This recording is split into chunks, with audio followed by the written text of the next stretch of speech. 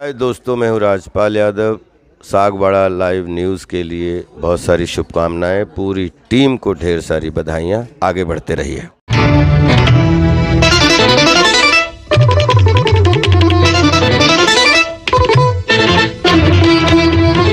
नगरपालिका सागवाड़ा मंडल की साधारण सभा की बैठक आज नगरपालिका अध्यक्ष नरेंद्र खोडनिया की अध्यक्षता में प्रातः 11 बजे नगरपालिका सभा भवन में आयोजित की गई, जिसमें मुख्य बिंदु वित्तीय वर्ष 2023-24 हेतु बजट का अनुमोदन, स्टोर गैराज विद्युत शाखा संबंधित पत्रावलियों की निविदाओं की स्वीकृति जारी करने, वित्तीय वर्ष 2023-24 हेतु कार्यालय में कुशल, अर्धकुशल एवं अकुशल श्रमिक रखने की निविदा की प्रशासनिक एवं वित्तीय स्वीकृति, निर्माण कार्यों पर पुनः अनुमोदन एवं विचार निर्णय, पत्रकारों को आवंटित भूखंडों के संबंध में राजस्व विभाग की रिपोर्ट अनुसार पुनः भूखंड आवंटन पर विचार, कुडारवाड़ा स्थित नर्सरी भूमि पर आवासीय कॉलोनी स्थापित कर नीलामी की एवं भूखंड विक्रय करने पर विचार, रोडवेज बस स्टैंड स्थित शौचालय को रोडवेज विभाग को सुपुर्द करने पर विचार एवं निर्णय, नगरपालिका को बी ग्रेड श्रेणी में क्रमोन्नत करने एवं नवीन पदों का सृजन करने पर विचार एवं निर्णय, पालिका क्षेत्र में नवीन निर्माण कार्यों के अनुमोदन पर विचार एवं निर्णय,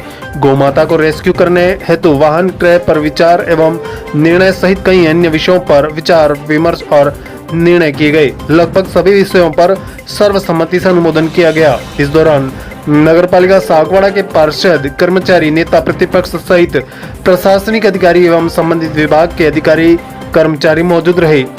देखिए पूरी साधारण सभा की कवरेज कैमरामैन राजकुमार डामोर के साथ Sagwara live news bureau Jitendra Singh Chauhan. फिर से एक बार और अपील आपके फोटो से और मैं स्थायी हूँ, आपके यहाँ पार्षद आते रहेंगे, जाते रहेंगे, मैं स्थायी रहूंगा और मैं आने वाले 30 साल तक राजनीति करूंगा। बिल्कुल सही। और पिछले 26 सालों से मैं राजनीति कर रहा हूँ, इसलिए मैं हमारे भारत में भी आने वाले 30 सालों में राजनीति करेंगे। क्यों बोलता है मुझे कि कैसी है? हाँ, मैं आते रहोगे, चले रहोगे, परीक्षण के कारण आते रहोगे, मैं पार्षद रहूंगा। अच्छा, एक ये साहब, एक न्यूज़ ये है कि हमारा जो पॉलिटिकल शमशान घाट है, उसके डेवलपमेंट के लिए अपने 10 लाख की जनता के क्षेत्र को लाकर स्वीकृति जारी हुई। तो उस 10 लाख के अलावा 40 लाख और खर्च होंगे, या ये 40 लाख में फिर वो 10 लाख अपने भी।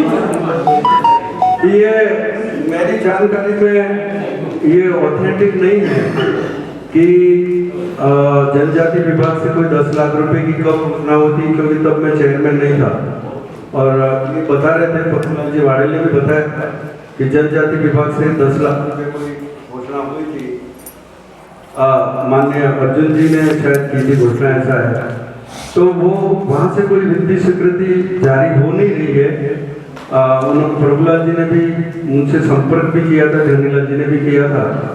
तो हमने ये सोचा कि यदि वहां से नहीं हो रही है तो कोई बात नहीं, हम नगर पालिका के खर्च से उस शमशान घाट को बनाएंगे। इसके अलावा अभी अनुसूचित जनजाति के द्वारा हमने डिमांड की थी यहाँ से कि सागवाड़ा के अंदर जो विभिन्न वार्डों में दूर दराज में जो शमशान घाट है, अभी एक शमशान घाट तो हमने भाई इनके वार्ड में, गट्टाबाई के वार्ड में अभी बनाया है, जहाँ पर बहुत ही कच्चा रास्ता था, कीचड़ वाली सड़क थी और बरसात में बड़ी परेशानी थी। तो नगर पालिका की तरफ से एक शमशान घाट वहाँ पर बनाया गया है।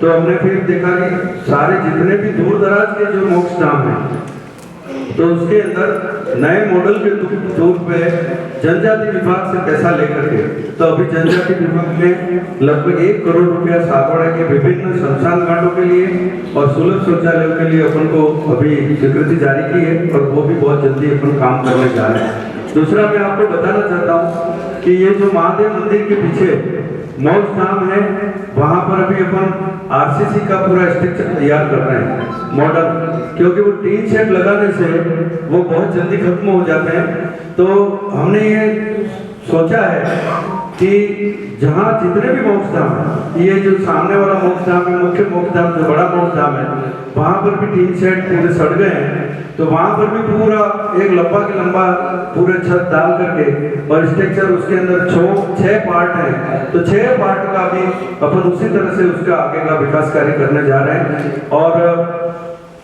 जहाँ जहाँ भी और भी जरूरत होगी कि यहाँ पर मोक्षधाम की जरूरत है। अभी जैसे वार्ड नंबर 8 में भी एक मोक्षधाम दिया गया है, एक कसारों की माता में मोक्षधाम दिया गया है, और तो जितने भी मोक्षधाम अभी आ रहे हैं, इसके अलावा भी अभी जनजाति आयुक्त का अभी 10-15 दिन पहले भी कॉल आया था मेरे पे। उन्होंने कहा कि आप जनजाति विभाग से और भी कोई विकास कार्य कराना चाहते हैं तो आप यहाँ से प्रस्ताव बना करके भेजिए, हम बिल्कुल आगे और स्वीकृति देंगे। इसके जहाँ जितने भी जो भी कार्य बाकी हैं वो सभी कार्य पूर्ण होंगे। मेरा बातें तो बहुत है, बताइए आप। और एक निवेदन है, हाँ निवेदन ये है कि ये जो अपन निर्माण कार्यों की जो स्वीकृति दे रहे हैं, तो ये सब पे बहुत लोड है, उनके पास टाइम नहीं है, वो बांटते नहीं है। और हम पार्षदों का उसमें दायित्व क्या है, माननीय अधिशासी अधिकारी इसको क्लियर करें। हमारे वार्ड के अंदर वो मकान का निर्माण होता है, हमको पता नहीं रहता है, मतलब हम उसमें हमारा दायित्व क्या है, थोड़ा सा हम पार्षदों का दायित्व क्या है। आज की तारीख में हम पार्षदों का इन 2 सालों में आपने जब 4.5 लाख रुपए जो 5 लाख रुपए जो हमको वो जो स्वीकृत किए थे, तब हमको पता चला कि हम पार्षद है कि हमने कहा कि यहाँ नाली बना दो और यहाँ पर सड़क बना दो। आज 1 साल से हमको पता ही नहीं कि हम पार्षद है। मेरे वार्ड में कोई मकान का काम चल रहा है तो मुझे पता ही नहीं है कि उसने स्वीकृति दी है नहीं दी है, अब उसका करना क्या। तो हमारा उसमें जो दायित्व है, अब आप जैसे साहब के ऊपर तो लोड है बहुत, अब वो स्वीकृति दे देते हैं पर उनको पता नहीं है कि 3.5 फीट आगे चला गया या 4 फीट आगे चला गया, उनको पता ही नहीं है। मौका मैं बताऊंगा आपको, तो ये आदमी 4 फीट चला गया या 5 फीट चला गया, मौके पर जमीन कितनी है और आगे कितना गया पीछे कितना गया, ये आपको पता ही नहीं है।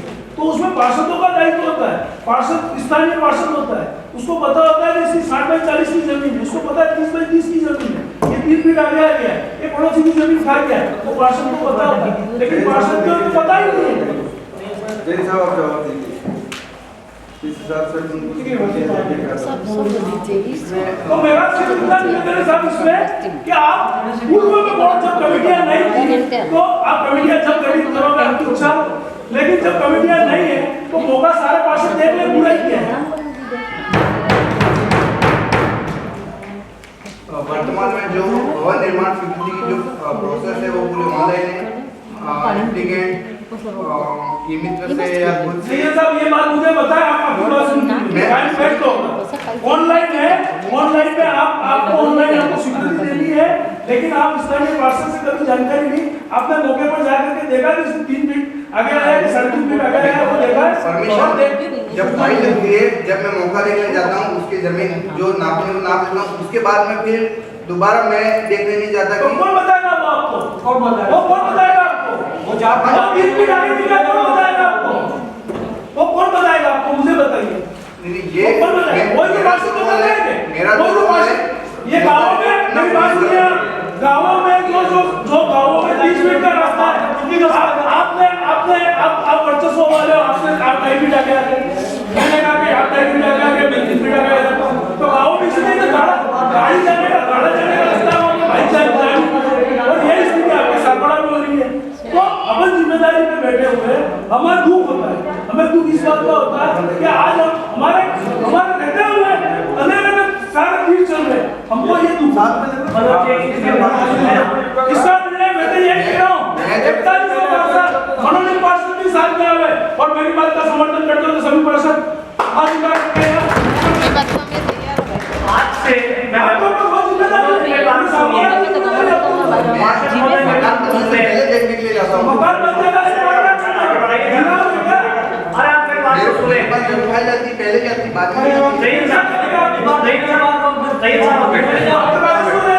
मेरी बात सुनिए आप, आज से हम एक ऐसा आदेश प्रसारित कर देते हैं कि जब भी कोई भी फाइल लगे, मौका निरीक्षण चाहिए सब जब भी जावे, उसके पहले लिखित में आपके व्हाट्सएप पर वो सूचना डाल देंगे कि मैं कल देखूंगा या परसों देखूंगा या 7 दिन बाद देखूंगा, तिथि से आपको अवगत करा दिया जाएगा।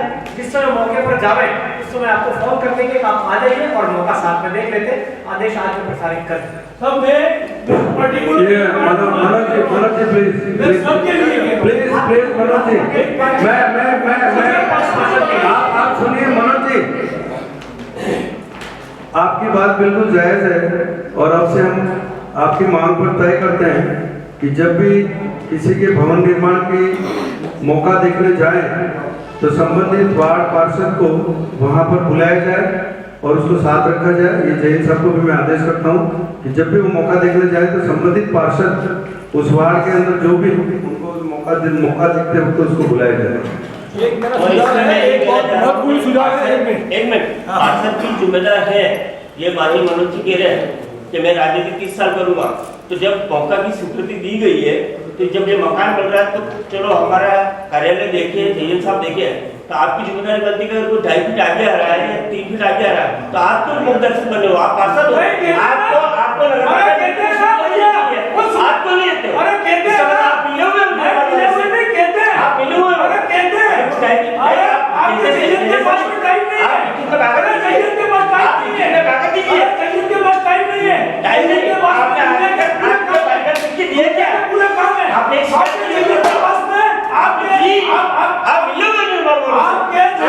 गलत बात कर रहे हो आप, गलत बात कर रहे हो आप, कैसे मिले हुए बात कर रहे हो, बिल्कुल गलत चीज बढ़ा रही है, आम सभा में बात रख रहा है, फिर कैसे मिले हुए, बिल्कुल गलत बात कर रहे हैं आप। शिकायत लिख के दो तो एक पार्षद शिकायत नहीं करता रहेगा सारी जिंदगी, तो शिकायत नहीं करता रहेगा। अगर आपने कभी साइन करवाए, स्वीकृति के लिए साइन करवाए,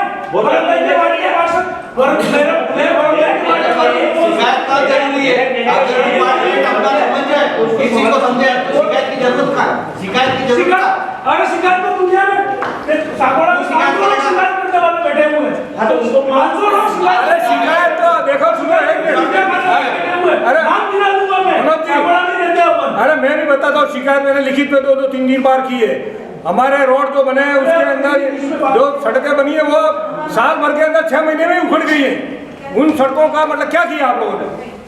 कोई मतलब तवज्जो नहीं दी जा रही है। जो सड़कें उखड़ गई उसको सही को सस्पेंड कर दिया आपने, दिखरा दिया तो क्या मिल गया क्या? उस वहाँ लोग तो यही कहते हैं कि पार्षद भी मिल गए, इनकी बात कर रहे हैं, वो तुम्हारी बुराई नहीं कर रहे। बहुत सी जगह हुआ है, ये तो काम को सुधारने के विषय में बात है। और हमारी आंखें देखो, 1 मिनट बैठिए, 1 सेकंड, मैं आपको अपना नगर पालिका प्रशासन से ये ध्यान में लाना चाहता हूँ कि हमारे पास में मतलब एक इंफ्रास्ट्रक्चर बना हुआ है। हमारा हरिजन मतलब जो है वो उस सेवा करनी है, वो वहाँ पर रहता है, उसको भी मतलब ध्यान में होना चाहिए कि मेरे यहाँ पर कहाँ पर कितना कंस्ट्रक्शन हो रहा है, उसकी भी बात को तवज्जो देना चाहिए। और उसके साथ साथ हमारा मतलब ऐसा ही भी होना चाहिए, पहले ऐसा ही बराबर आता था, उसके कारण से मतलब जो है वो पता लग जाता था। उनकी रिपोर्ट के आधार से भी आपको काम करना चाहिए। हमारे पास में है व्यवस्था है, उसका उपयोग करो। ऐसा ही का पद खाली है, हमने अभी अस्थायी तौर पे भाई अक्षय जी को दे रखा है और जयन साहब के पास भी 4 व्यक्तियों की टीम है, बराबर सारे कामों को बराबर देख रहे हैं। मगर ये बिल्कुल आपकी मांग जायज़ है कि अब जब भी विकास के कार्य, जब भी निर्माण के कार्य तो जयन साहब आप अपनी टीम के साथ जब भी जाएं मौका देखने तो इन पार्षद की जिम्मेदारी भी डाली जाए कि मौका तो देख लिया है मगर इसके बाद यदि कोई ये गड़बड़ करता है तो पार्षद की जिम्मेदारी है पार्षद को सूचना देवे कि आदमी गड़बड़ कर रहा है। क्योंकि आप उस वार्ड में रहते हैं तो पार्षद का भी दायित्व बनता है कि किस तरीके से गलत तरीके से निर्माण कार्य कर रहा है, आगे बढ़ रहा है या पीछे बढ़ रहा है, सेट बैक छोड़ रहा है या नहीं छोड़ रहा है। नियमावली आप भी जानते हैं, इसलिए ये कोई वो मतलब किसी के पक्ष और विपक्ष की बात नहीं है। और जहाँ तक जयन साहब का सवाल है तो निश्चित तौर पे यदि कोई कमियां होंगी तो हम उन कमियों को पूरी तरह से दूर करेंगे और आपको विश्वास दिलाते हैं कि आने वाले समय में और किसी प्रकार की कोई शिकायत भवन निर्माण के संबंध में नहीं रहेगी। मैं तो आपसे यही कहना चाहता हूँ कि जब टेंडर निकालते हैं, काम चालू होते हैं, मैं 10 बार पार्षदों को कह चुका हूँ, 10 बार कि जब ठेकेदार कार्य चालू करता है तो सिर्फ मेरी अध्यक्ष की या जयन की या ईओ की जिम्मेदारी नहीं बनती है कि वो 3500 वार्डों के अंदर यदि कार्य चल रहे हैं तो बार बार जाकर के चेयरमैन ही देखे। आपकी भी जिम्मेदारी बनती है पार्षद महोदय, कमेटी का तो करेंगे अपन, कमेटी की बात बिल्कुल करेंगे। मगर मैं आपसे भी कहना चाहता हूँ कि अपने अपने वार्डों में जहाँ भी काम हो आप उस ठेकेदार के पास रहिए, वो विकसित किस तरह से कर रहा है, गिट्टी कैसे ले रहा है, एक भी पार्षद की कोई लिखित में कभी शिकायत आती है क्या कि यहाँ पर इस तरह से ये गलत कर रहा है कोई ठेकेदार? इतना बड़ा सागवाड़ा है, लगभग 46 किलोमीटर एरिया पड़ता है अपना पूरा, और 35 वार्ड है, हर वार्ड के अंदर कार्य चल रहे हैं, और सारे पार्षदों की जिम्मेदारी बनती है कि वो जहां भी ठेकेदार काम करता है वहां जाकर के शिकायत हमें करिए कि ठेकेदार गलत तरीके से काम कर रहा है, तो तुरंत उसको रुकवाएंगे। सड़क बन जाएगी, बनने के बाद उखड़ जाएगी, और उखड़ जाने के बाद फिर आप कहेंगे कि तो सड़क उखड़ गई, तो ये पार्षद की भी जवाबदारी बनती है। बिल्कुल सही। और दूसरा एक चीज और बता देना चाहता हूं कि ठेकेदार भी मतलब जो बीएसआर रेट जो बिलो डालते हैं उसके कारण भी बड़ी समस्या आती है मटेरियल के अंदर, तो वो पार्षद की जिम्मेदारी बनती है कि वो मटेरियल कौन सा ले रहा है। इसलिए मैं पार्षद रहेगा क्या 24 घंटे? 24 घंटे की बात है। आप आपके गली के अंदर काम कर रहे हैं, आप आपके गली के अंदर काम कर रहे हैं, आप बिल्कुल निगरानी करिए, आपको करनी है निगरानी करनी है। हमारे भरत भाई, फारूक भाई और जितने भी ये पार्षद लालू वगैरह, विमल वगैरह, गड्ढा भाई, इन लोगों को मैंने जब तक मैं काम देखने के लिए गया हूँ, सुनिए आप, ये पार्षद वहां पर मौजूद रहे, ये बाबूलाल भी आप देख लीजिए, वहां पर ये जवाहर को भी देख लीजिए, जितने भी पार्षद है वहां पर मौजूद रहते हैं।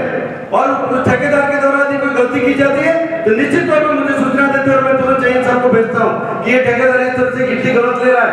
मैंने कई वार्डों के अंदर गिट्टी भी बदलवाई है, और वहां पर जाकर के सही बात है। हाँ, ये भारत पर पूछ लीजिए, सारी जवाबदारी चेयरमैन की नहीं होती है, सारे पार्षदों की भी होती है। आपको जिम्मेदारी दी है, नगर की जनता ने आपको चुन करके भेजा है, और आपको चुन के भेजा है तो पब्लिक के विश्वास पे खड़े उतरिए, मैं आपको ये कहना चाहता हूँ। अरे पब्लिक के विश्वास में तो हम खड़े ही हैं, वैसे ऐसी बात नहीं है, लेकिन मतलब ऐसा है कंस्ट्रक्शन वर्क के अंदर क्या क्वालिटी है, क्या है, कोई पार्षद को थोड़ा पता है, महिलाएं थोड़ी जाएंगी वहां जाकर के। आप पता करिए, ये टेक्निकली पॉइंट है, आप पता करिए, ये टेक्निकली पॉइंट है। आप वहाँ खड़े रह के जैन साहब को बुलाओ, जैन साहब को बुलाओ ना, अरे भाई आप जैन साहब भाई होता स्पॉट पर खड़े रह के बुलाओ तो ये सबको भाई कौन सा मटेरियल डालना। आप सही तरीके से निर्माण को समझने वाले व्यक्ति को जब भी विचार व्यक्त करते हैं, हाँ से निवेदन है, एक्चुअली देखो चेयरमैन साहब जो कह रहे हैं सही कह रहे हैं, वैसा ऋषि कह रहे हैं सही कह रहे हैं, उसकी जिम्मेदारी बनती है, लेकिन टेक्निकल नॉलेज क्या पार्षद इतना होता नहीं है किसी को कि सिर्फ गिट्टी कैसे होनी चाहिए, उसकी टेस्टिंग होती है, रेत की टेस्टिंग होती है, पानी तक की टेस्टिंग होती है। पानी में अगर आपको सही कहा पानी को लैब टेस्ट करना होता है, पानी को क्या सकता नहीं, ठीक है मानना होता है इस तरह। और जैसा अकेले में सारा ऐसा नहीं सब नगर चेक कर ले, उसकी लिमिट है। तो इसमें तो अगर एसडीएम जो है 5 साल बाद दी जाए ठेकेदार को, एसडीएम के पास क्या अगर आपकी शिकायत आती है तो सबसे बड़ी जिम्मेदारी ठेकेदार की है। अगर मैं चोरी करूंगा तो मुझे भुगतना है, तो 5 साल तो से उसके एसडीएम रुके। और दूसरा थर्ड पार्टी इंस्पेक्शन में एक सिस्टम होता है, थर्ड पार्टी इंस्पेक्शन एजेंसी नगर पालिका एंगेज करते हैं, वो एजेंसी आके चेक करते हैं चीज़ को, सारी जिम्मेदारी एजेंसी की होती है, वो सही काम कैसे करें, क्योंकि पार्षद की लिमिट होती है कि नॉलेज नहीं इतना, ठेकेदारों को नॉलेज नहीं है कि काम कैसे करना है, वो तो आगे सीखते हैं एक बार को 10, 20, 50 लाख को बिगाड़ के सीखते हैं, नए आते हैं और काम करते हैं और फिर सीख के 50 लाख अभी इस तरह करते हैं। ठेकेदारों की ट्रेनिंग होनी चाहिए, बताते कि ट्रेनिंग लिखा हो, किसी को पता नहीं मिट्टी कैसे लगानी, पत्थर कैसे रखना है, मसाला क्या होना चाहिए, तो पता ही नहीं। ये स्पेशल हमारा पैसा है तो पता भी गुप्त में अपने सबकी हो रही है, सही बात है, मतलब गुप्त में हो रही है कि काम वो गलत कर रहे हैं, अभी देखो ठेकेदारी हो और मुझे पता है काफ़ी कुछ चीज़ मुझे पता है, इसलिए क्या इसमें ना तो जेल के अंदर ठेकेदार की थोड़ी ज़्यादा जिम्मेदारी है, प्लस एक कंसल्टेंसी हो जाए, जो जेल वाला काम वही इंजीनियरिंग आते हैं तो सब चेक करते हैं, ऐसा बस इतना चाहिए। और 5 साल उनका पैसा कुछ रुके ताकि वो लाइबल रहे और नोटिस देते हैं, ये था। और दूसरा वाला निवेदन एक भी था कि इसमें आप अपने ग्राउंड की बहुत हालत रखता है, कौन से ग्राउंड की अपने मैदान की आप देखिए अभी जाकर मैंने देखा जाकर कोविड की तो वहाँ हमने अभी दीवार यहाँ आता हूँ, थोड़े जाते ही मैं लगभग सागड़ा जाता हूँ, रनिंग करने जाते हुए तो मतलब ठीक है, वो पहले से थोड़ा ठीक है, लेकिन बहुत ज़्यादा मेंटेनेंस मांग रहे हैं, मतलब ये ग्राउंड अपना काफ़ी बड़ा एरिया है, तो आपसे निवेदन आप सक्षम है राज्य सरकार बजट लाने के लिए, एक बजट लाके सब उद्धार करके इसका तो युवा अभी क्रिकेट की बॉल मिल जाए तो सर पे सीधी सर पे आती है। नहीं, अभी जो बजट में जो घोषणाएं हुई है उसके अंदर थोड़ा वो आगे के बजट के लिए जो अनुमोदना होगी उसके अंदर और भी कोई मतलब शायद घोषणाएं हो सकती है। अभी एक बार फिर हमने माननीय जिला अध्यक्ष दिनेश जी पूर्णिया के माध्यम से एक ज्ञापन और दिया है हमने कि जैसे RUITP के माध्यम से सीनियर कॉलोनी स्कूल का 2.5 करोड़ का वो उसके अंदर उन्होंने प्रस्ताव ले रखा है और वहाँ पर काम होना जा रहा है। और यहाँ जो महिपाल खेल मैदान है उसके अंदर भी हम लगभग ये चाहते हैं कि हमने तो 5 करोड़ की मांग की है मगर लगभग 2.5 करोड़ भी आ जाते हैं। वहाँ स्टेडियम और उसको मैदान को पूरी तरह से उसको किया जाएगा, डेवलप किया जाएगा। और यदि सरकार भी यदि नहीं देती है तो हमने नगर पालिका के बजट से भी आप कह रहे हैं तो नगर पालिका के बजट से भी हम उस महिपाल खेल मैदान को बहुत खूबसूरत बनाएंगे। अभी दान देंगे सब, कोई बात नहीं। दूसरा नंबर था कि गिरधरी का अपनी ज्यादा लिया नहीं, सर दिखा नहीं मुझे गिरधरी संबंधित कुछ भी अपने बजट में दिखते रहा है गिरधरी का कुछ अपने प्रस्ताव लिया। गिरधरी असली सुंदर गिरधरी है तो पेड़ लगाने के लिए थोड़ा सा और कुछ अच्छा ढंग से बजट आ जाए। और तीसरा रीजन सर ये है कि अपना जो कुमार से रोड आती है वो मेरा अकेला वार्ड नहीं, नगर का 3 वार्ड पड़ते हो, वैसे नगर की सुंदरता ऐसे बढ़ेगी। तो किसका खड्डा है तो बिरला अपना जो रामदास से लेके और अपना जो मेन रोड है जो रिवर रोड का बीच का खड्डा है। तो मेरा नहीं होता है कि अच्छा वाइट रोड वहाँ बन जाए, छोड़ा उस दोनों को मिला दिया जाए और जो पानी जो आता है नाली का वो सीधा तालाब आ जाता है तो नाली ऊँची बना के उसको आगे निकाल दिया जाए। अभी वहाँ हमने जो एक तो हाई मार्क लगाई रामदास और जो पुलिया है उसके अंदर अभी काम चालू हो गया है और हो रहा है। वहाँ पर भी पत्थर तो डाल दिए मगर उसके अंदर पाइप लगा करके जैन साहब उस पुलिया को बड़ा किया जा रहा है और वो सड़क को करके तो मान लो उसको हेलिंग भी नहीं करें तो पानी की जो व्यवस्था है जो ऊपर के पानी आएगा जो पहाड़ों से बरसाती पानी उसको पानी को जो तालाब में जाने के लिए उसको पुलिया को बड़ा करना है। पर लोग नाले का पानी जा रहा था चक्करे बना में क्या है कि जो पुलिया से पानी नाले का पानी उसकी व्यवस्था देख लेना जरूरी है। और काफी सुंदर हो जाएगा तो वाइट करके थोड़ा सा ध्यान रखेंगे ना काफी सुंदर इतनी हो जाएगी सावड़े के लिए आपकी जैसे होगी। धन्यवाद। ये अपने मतलब वर्ग के अंदर मतलब जो है कंस्ट्रक्शन वर्ग में गुणवत्ता नियंत्रण समिति होनी चाहिए, क्वालिटी कंट्रोल कमेटी, ताकि मतलब क्या है कि उसमें जो क्वालिटी क्या मेंटेन करनी है वो तो टेक्निकल लोग ही जानते हैं, हम क्या जाने इस विषय में। जैसा अनिल जी ने बताया कि इस प्रकार की मतलब गिट्टी होती है, गिट्टी के किस प्रकार की होती है हम क्या जाने, जैसे चून करके जो कंक्रीट रहता है जैसे आजकल तो मतलब रेती भी इस प्रकार की आती है कि घरों में बेचारों का मतलब 5 साल के अंदर ही मतलब उखड़ जा रही है। तो ये रेती भी मतलब इतनी थर्ड क्लास आ रही है। तो ये सारी चीज़ें तो टेक्निकल आदमी जानता है, आपको मतलब पार्षद जिम्मेदार है, कैसे पार्षद जिम्मेदार। मैं अभी प्रस्ताव पढ़ रहा था तो मुझे याद हुआ, पहले तो मैं अनिल भाई का और हरीश भाई का टेक्निकल बातों का अवगत कराया। हम पार्षद की कई बातों से अनभिज्ञ थे, लेकिन एक प्रस्ताव इस पालिका के बोर्ड में और लिया गया है कि नगर पालिका को 20 श्रेणी में प्रमोट किया जाए और पदों का सृजन किया जाए। मैं माननीय सदस्य में ये कहना चाहता हूँ कि यहाँ पर एक जयन का पद और सृजित किया जाए, क्योंकि 33 वार्ड होने की वजह से हमारे जयन साहब के पास इतना लोड होता है वो काम को नहीं देख पाते। ये सभी पार्षद भी जान रहे हैं, हम भी जान रहे हैं। लापरवाही हो सकती है, मैं इसको अंदाज नहीं करता, लेकिन काम की अधिकता वजह से मतलब एक जेई का पद और सृजित करने पास रास्ता में संविदा करके 3-4 रखे थे नहीं, पर एक पद और दे दिया जाए ताकि 17 वार्ड हो जाए, उसके बाद 1-2 वार्ड हो जाए। जैसे आपने स्वच्छता का कर रखा है, स्वच्छता में 2 भाग दे रखे अपन ने, स्वच्छता में आपने 2 भाग दे रखे हैं कि 17 वार्ड और 18 वार्ड। तो इसी तरह से 2 भागों के हिसाब से एक जेई के पद को और सृजित किया जाने का प्रस्ताव लिया जाए और कुछ पदों को बढ़ाया जाए। और उसको नगर पालिका को मैं सदस्य चाहता हूँ कि नगर पालिका को जो डी ग्रेड में चल रही है, डी ग्रेड की वजह से हमें रोजगार नहीं मिल पा रहा है। हमारी कुशलगढ़ नगर पालिका सी ग्रेड में है, प्रतापपुर पालिका को भी नहीं बनी है लेकिन उसको भी सी ग्रेड में लिया है, जबकि पिछले 30 सालों से पालिका डी ग्रेड में चल रही है। डी ग्रेड में यानी चतुर्थ श्रेणी का जो अधिशासी अधिकारी होता है वो हमें दिया जा रहा है। मैं चाहूँगा कि इसको बी ग्रेड में किया जाए, इसकी सभी पार्षदों के साथ की कामना करता हूँ। धन्यवाद। पत्रकारों को भूखंडों के संबंध में राजस्व विभाग की का पूरा भूखंड आवंटन पर विचार। पत्रकारों को जो भूखंड आवंटित किए थे उसमें से 10 भूखंड जो है वो किसी व्यक्ति की खातिरदारी भूमि में थे। 10 में से 5 अत्यधिक प्रभावित है, 60-70% प्रभावित है, 2 भूखंड 100% है और 3 भूखंड है वो 30% से ऊपर प्रभावित है। इन 10 भूखंडों को इनको पत्रकारों को वहां से निरस्त करके दूसरी जगह आवंटित करें। नहीं, वो उसी जगह आवंटन की जाए, उसी जगह है अपने पास में जगह है और वही नंबर है जो पहले 6 बीघा जमीन की गई थी उसी के अंदर विभाग पड़ा हुआ है।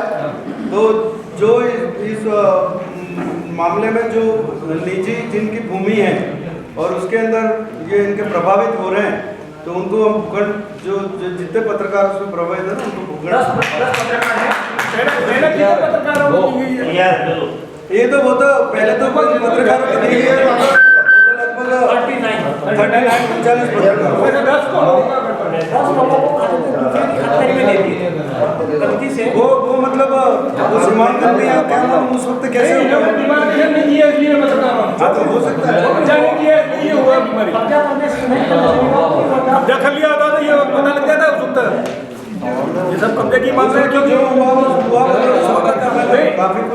इस मामले में बताना चाहता हूँ अपने मतलब कॉलोनियाँ जो बनाई गई थी भाई साहब, ये कब्जे का ही मामला है। कब्जा नहीं होने के कारण से ये व्यवधान आया है, क्योंकि हमारे भी कुछ ऐसी कॉलोनियाँ जैसे रामधारा विस्तार योजना है, ये चित्रोडिया है, वहाँ पर जो जिस प्रकार का मतलब लोगों ने दूसरे लोगों ने कब्जा कर दिया और जो कब्जा करने गया तो पता लगा कि दूसरों ने कब्जा कर लिया है, क्योंकि उन्होंने कई वर्षों तक छोड़ रखा, डिमार्केशन भी नहीं हुआ।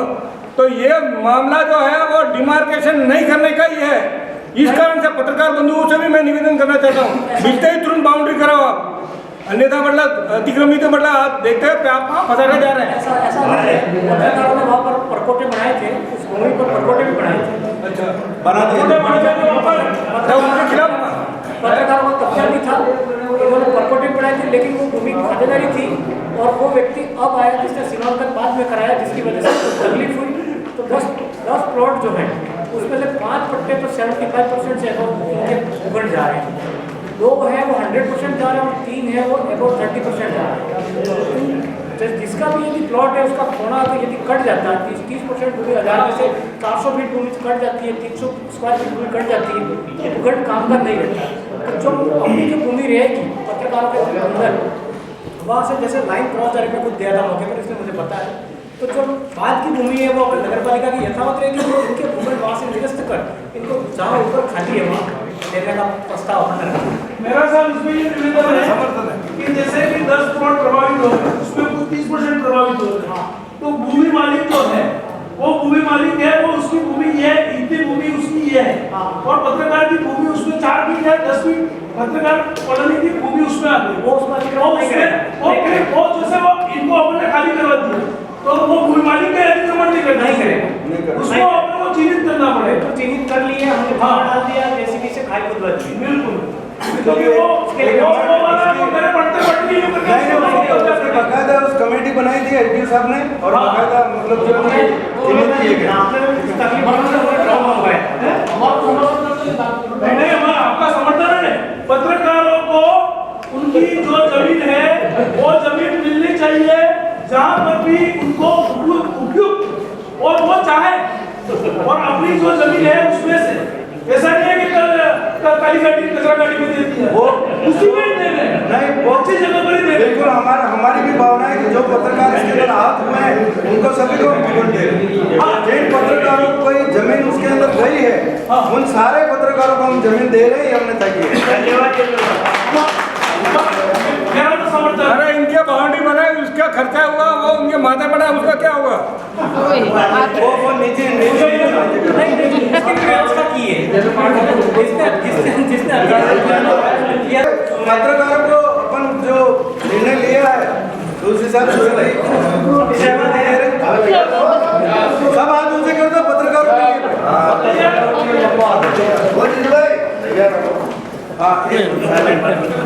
और आगे भी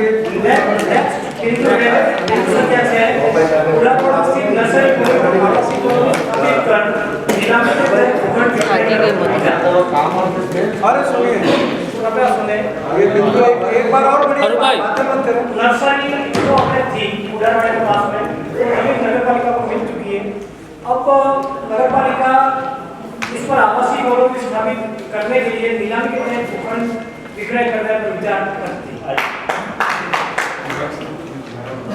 साहब ये जो राजस्व जो वन विभाग की जो जमीन कुछ सब प्रदर्शन सभी हो गई, अलॉट हो गई है और वो मतलब उसका अपन नीलामी के द्वारा नीलाम कर दिया। उसमें कोई मतलब सिस्टम जैसे कोई हाई ग्रुप का आदमी हो, कोई मीडियम का है, कोई लोअर ऐसा नहीं मतलब तो नीलामी होती है। आज के जैसे जैसे भूखंड नीलाम होते हैं ऐसे होंगे। आज देखते कौन सी कॉलोनियों में या कौन से भूखंड के अंदर ऐसा आपने पहले के मॉडल में प्रस्ताव लिया है कि आगे के भूखंड हम महंगे लोगों को देंगे और पीछे के सस्ते वालों को देंगे। ऐसा तो होता नहीं है। कोई कमेटी बना करके नहीं, ऐसा नहीं होता है। वो तो एक जैसे वो भूखंड मामले में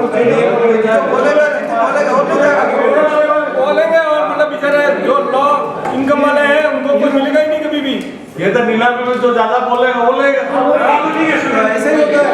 आज दिन तक पहले कैसे हुआ बताइए आप। जिस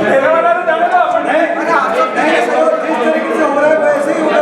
पहले ऐसे सब नीलामी का मतलब ये है कि जो ज्यादा देगा पैसा बोलेगा, बोली भी उठाए नगर पालिका के आएगा मैं अभी कोई इसका प्लान बना नहीं, क्योंकि अभी सफाई हो रही है। इसके बाद प्लान बना करके सभी को बताया जाए। हाँ नहीं, अपन उसको उसी तरह से बनाएंगे, क्योंकि एक लाइन के अंदर जो पेड़ है वो तो लगभग ऐसा है कि सड़क के किनारे आ सकते हैं, उसमें है। बाकी वो काम करके 10 से 12 पेड़ तो अपन को कटवाना ही पड़ेंगे। हाँ उसमें क्या कोई कोई समाज सेवी करते हैं कि पेड़ों का ट्रांसफर करते हैं। हाँ करते हैं उनको उठा के नहीं, मगर ये तो अनिल भाई एक पेड़ या समझ लो कि वो मेरे ख्याल से 20-20 टन 10-10 टन के एक पेड़ होंगे। इतने बड़े पेड़ हो गए। इसका एक तना देखो तो मतलब लगभग 8 से 10 फीट का है। बिल्कुल अपने क्या है बाजार के बीच में अनिल भाई वो उसको निकाल के शिफ्ट करना बहुत प्रॉब्लम है। हाँ वो जमीन इतनी सकड़ी है उसको शिफ्ट नहीं कर सकते। नहीं, अगर यदि ऐसे कोई पेड़ होंगे तो उसमें यदि हो सकता है तो वो करेंगे। और जितने पेड़ आप काटे लो उतने पेड़ उस कॉलोनी में लगा दो। उससे 10 गुना लगा देंगे। उससे 10 गुना बिल्कुल नेक्स्ट रोडवेज बस स्टैंड एजेंडे का नेक्स्ट जो है रोडवेज बस स्टैंड की शौचालय को रोडवेज का सपोर्ट करने में विचार है।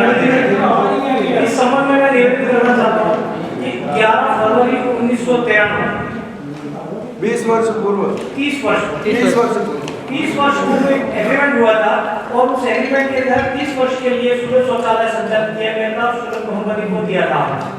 इसके बाद में उसी समय अधिशासी अधिकारी और अध्यक्ष नगरपालिका सागवाड़ा उनके द्वारा एक प्रमाण पत्र दिया था और एग्रीमेंट के तहत दिया था वो कि सागवाड़ा बस स्टैंड परिसर में सूरज शौचालय का निर्माण कर उसे परिवहन निगम को समर्पित कर दिया जाएगा, जिसका संपूर्ण स्वामित्व परिवहन निगम का रहेगा एवं प्रतिष्ठान में सूरज शौचालय के अलावा अन्य परियोजना काम में नहीं लिया जाएगा।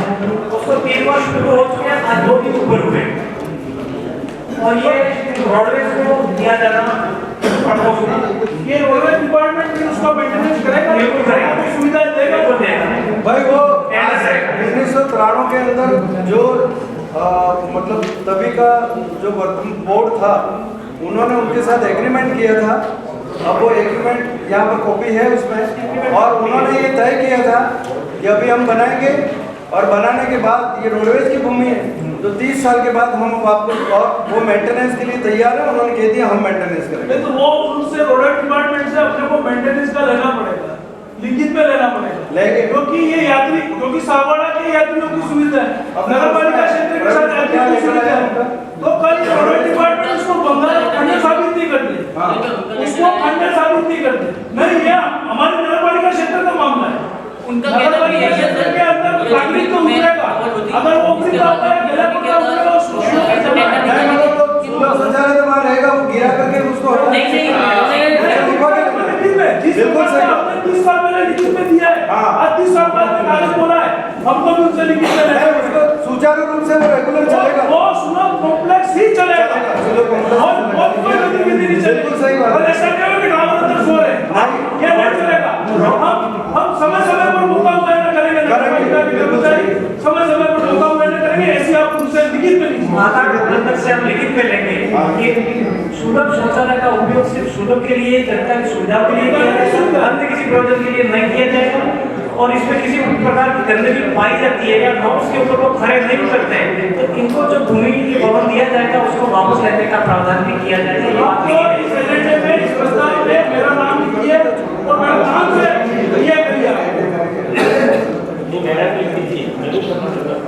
बिंदु है इसमें पता ऐसा है ये नगर अपने जो रोडवेज है शौचालय के साथ साथ मतलब 17 पोल मतलब मनोज ने सारी बात बता दी। अरे मनोज ने आधी बात बताइए मैं जो वहाँ लाइटिंग की मामला है 17 पोल आज दिन तक खड़े हैं उसमें कोई लाइट वाइट नहीं हुई है, ये भी जन कल्याण का ही काम मामला है। नहीं तो रोडवेज वाले लिख करके हमको देते, अपन को यह देना चाहिए था कि हमारी लाइटें बंद है। आज दिन तक उन्होंने हमको कोई सूचना नहीं दी है, नहीं दी है। आपको तो देना चाहिए भाई। अपना जब रोडवेज बस स्टैंड उनका मामला है, यदि वहाँ पर कोई लाइट नहीं है तो उनको कहना चाहिए आकर के वो लिखित में देवे उनको उनको लेटर भेजो कि तुम्हारे मतलब इसके अंदर क्या क्या सुविधाएं और वो है। एक वो सुलभ कॉम्प्लेक्स जो पुराना बना हुआ है उसको भी वो खुर्द हो गया है। एक 2 सुलभ कॉम्प्लेक्स है, एक यहाँ पे और एक रामद्वारा में, एक यहाँ पे और एक रामद्वारा। यहाँ कहाँ पर ये ये तो गवर्नमेंट बस स्टैंड के अंदर वाला और एक रामद्वारा राम पार्क ना जिनको अपना देना नहीं वो देना नहीं है। वो तो उसको अभी जनजाति विभाग ने राम पार्क के सामने जो सुलभ कॉम्प्लेक्स है उसको जनजाति विभाग ने अभी अपन को स्वीकृति जारी की है। कुछ खर्च उसको मेंटेन करना है और एक नेहरू पार्क के अंदर है तो उसको अपन नेहरू पार्क वाला भी जैसे ये आधुनिक शौचालय बना हुआ है उसी तरह का अपन बनाना चाह रहे हैं। वो लगभग 18-20 लाख रुपए का उसमें 15 लाख रुपए का वो उसको वो भी मतलब अपन ले लेते वो भी सुलभ वालों को ये पटेल वाले के वो तालाब के पास सामने वो जो अब ये पालिका क्षेत्र में नवीन निर्माण कार्यों की अनुमोदन पर विचार और लंबा है। नगर पालिका सागवाड़ा को इस श्रेणी में क्रमबद्ध करने और नवीन पदों का सृजन करने पर विचार है। ठीक है तो अपन राज्य सरकार को लिखेंगे अपन इसके बारे में सर्वसम्मति से होती है कि सभी में सर्वसम्मति ये भी है और इस श्रेणी में पालिका क्षेत्र में बिंदु नंबर 9 पे बात ये सभी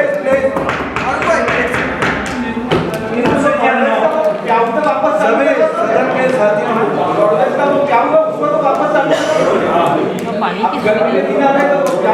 देखो प्याऊ तो शायद मेरे ख्याल से किसी निजी संस्था ने बनाया था और उन्होंने पूरी जिम्मेदारी पूर्वक यहाँ लिख करके दिया है तो हम इसको पूरी तरह से हम चलाएंगे। एक पंचायत समिति के बाहर भी किसी निजी संस्था ने मगर प्याऊ का क्या हो गया है कि प्याऊ मतलब उसको मेंटेन करना उस जो संस्था ने लगाया था उनके लिए वो मेंटेन हो नहीं सका। मगर मैं आपको बताना चाहता हूँ अभी कि मैंने स्वयं व्यक्तिगत मेरे कुवैत के मित्रों से अभी उनको निवेदन करके और सागवाड़ा के अंदर लगभग मैंने 14 वाटर कूलर लगवाए। यदि ऐसे कोई भामाशाह यदि मिल जाते हैं जैसे मेरे दोस्त कुवैत के 2-4 थे उनको मैंने निवेदन किया कि भाई आप कुछ वाटर कूलर दीजिए तो अपनों ने एक वाटर कूलर तो नगर पालिका में लगाया, गामाटोड़ा स्कूल में, महिपाल स्कूल में, सीनियर स्कूल में, संस्कृत स्कूल में, कॉलोनी में भी लगाया और सभी जगह एक कोर्ट में लगाया अपनों ने। तो यदि इस तरह से कहीं वाटर कूलर के लिए अपन को और कोई भामाशाह मिल जाते हैं तो अपन निश्चित तौर पे वो एक बहुत अच्छा प्रोजेक्ट है कि स्वतः पानी मतलब जो है ना उसमें सप्लाई होता रहता है, स्वतः पानी भरता रहता है। क्योंकि प्याऊ चलाने में एक तो आदमी उसको बिठाना पड़ता है, उसको पगार देनी पड़ती है और आज की तारीख में कोई भी यदि लेबर ढूंढने जाओ तो 300 से 500 रुपये से कम में कोई लेबर मिलती नहीं है। और वो निजी प्याऊ लगवाने से मैं तो कहता हूँ कि निजी यदि कोई प्याऊ लगा रहा है तो यदि उसके लेवल पे यदि वो खर्च उठाता है तो ही अपन को उसको स्वीकृति देनी चाहिए, अन्यथा उसको यही मोटिवेट करना है कि या तो तू वहाँ वाटर कूलर लगा दे, टंकी लगा दे, नीचे बोर करा दे तो उससे जो है सतत चलता रहेगा और उस तरह से मतलब जो है बाकी ये वो जो निजी जो पहले के बनाए वो तो उनकी जवाबदारी है, उन्होंने तय किया था। तो यदि वाटर कूलर और ज़्यादा कहीं आ गए अपने पास भामाशाहों के द्वारा, और आप भी यदि कोशिश करिए, अपने अपने बहुत दानदाता है तो भामाशाह यदि मिलते हैं,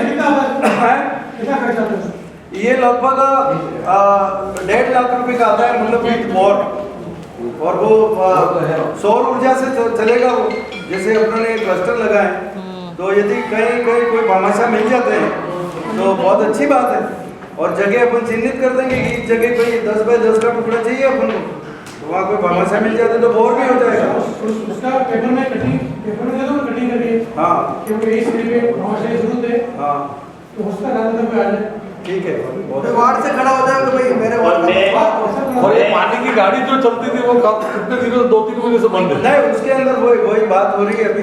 वो उसमें क्या हुआ है कि पूर्व के बोर्ड ने उनसे कोई एग्रीमेंट कर रखा था, जो पहले की जो अपने आरओ वाटर वाला प्लांट भी यहाँ पर लगा हुआ है, तो उनसे जो अनुबंध किया हुआ है अपनों ने, तो वो उसने पार्टी ने पुलिंग करके और किसी को दे दिया है, मतलब तीसरी चौथी पार्टी यहाँ पर काम कर रही है, तो वो बराबर काम नहीं कर रहा है। अब हम उसको ढूंढ रहे हैं कि भाई ओरिजिनल मतलब ठेकेदार कौन था उसको चलाने वाला, तो अभी तक उसका पता नहीं लगा। कोई प्रतापगढ़ की पार्टी है, प्रतापगढ़ वाले कह रहे हैं कि नहीं हमने नहीं लिया, कोई इंदौर की पार्टी है, तो वो यदि मिल जाएगा तो ठीक है, नहीं तो हम इसको जब्त करेंगे। अभी सीज करने की कार्रवाई बहुत जल्दी बड़ी नोटिस अपन दे चुके हैं, बंद है। तो अपन मतलब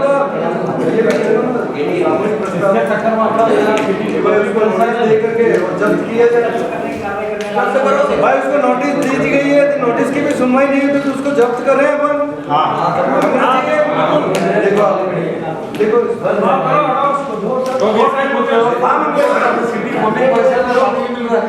स्कूल है, हाँ, उसमें भी अपनों ने वाटर कूलर लगाया है। स्कूल के अंदर से बाहर से 2 साल लगाया जाए ताकि वहाँ घरों के लोग आते हैं नहीं, मिसयूज होगा, मिसयूज मंगलेश भाई प्लीज मिसयूज होगा नहीं, वो सिर्फ स्टूडेंट एटीएम तो बंद हो गया। हाँ, फिर जो लगा हुआ था वहाँ उस पर अभी वापस चल नहीं, वो डिस्टर्ब होगा बच्चों के लिए, वो किसी भामाशाह ने लगाया है, अपन वो नहीं ये वो देखिए मेरी बात सुनिए, वो नहीं, आप मेरा निवेदन है, वो किसी भामाशाह ने लगाया, सिर्फ बच्चों के लिए लगाया, अपन उसको अलग से पब्लिक सर्विस बाहर कोई एटीएम लगा हुआ, एटीएम की बात कर रहा है। वो एटीएम बंद है उसको चालू करना जरूरी है। जितने भी बाहर लोग आते हैं, पानी कहाँ से आएगा फिर उसमें? उसमें होती थी अपने अभी तो अपना बंद है, वो आ ही नहीं रहा है। आज वही तो कह रहा हूँ मैं, बंद है। वहाँ बहुत जैसे हेडपंप लगा हुआ है, हेडपंप से डायरेक्ट उसमें पानी की कोई ट्यूबवेल है, ट्यूबवेल है उसमें? हाँ ट्यूबवेल है, हाँ बिल्कुल नहीं पर फिर वो वाटर एटीएम नहीं रहेगा, ट्यूबवेल पानी तो नहीं, एक सेकंड, जहाँ एटीएम लगे हुए हैं ये पानी वाले पटेल वाला वो भैया बहुत बड़े, जहाँ भी एटीएम लगे हुए हैं उसमें बोर करा के पानी की सुविधा दी जाए। सौर ऊर्जा चलित माननीय अध्यक्ष महोदय ने करना पड़ेगा। माननीय अध्यक्ष महोदय ने अभी अवगत कराया कि उन्होंने व्यक्तिगत प्रयासों से कोई भामाशाह प्रेरित करते हुए जो नगर में व्यक्तिगत रूप प्रयास किए उन्होंने, और उसके लिए उन्होंने 20 स्कूलों में अलग अलग वाटर कूलर लगाए, उसकी तरफ से सदन की ओर से मैं माननीय चेयरमैन साहब का अभिनंदन करता हूँ।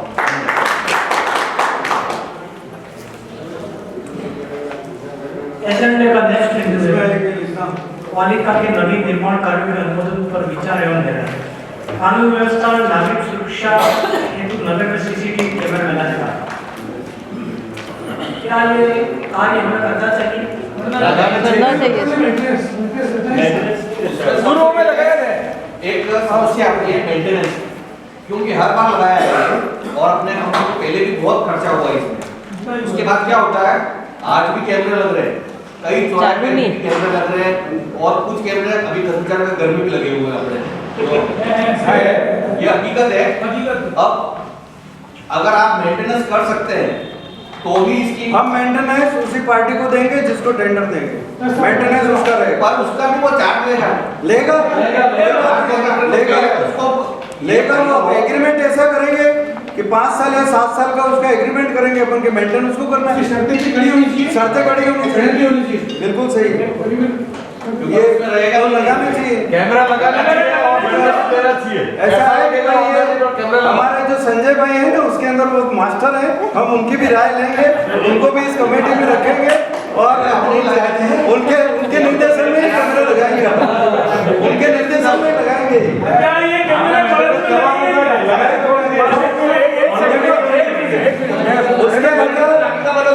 मैं बताना चाहता हूँ, एक सेकंड। हाँ शायर भाई, नहीं इनका शायर भाई, नहीं कोई बात नहीं।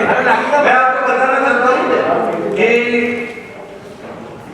हम पुलिस विभाग के जो कानून और सुरक्षा व्यवस्था देखते हैं उन अधिकारियों के साथ मीटिंग करेंगे और वो जहाँ जहाँ भी पॉइंट बताएंगे उसके अंदर सारा सागवाड़ा कवर होगा।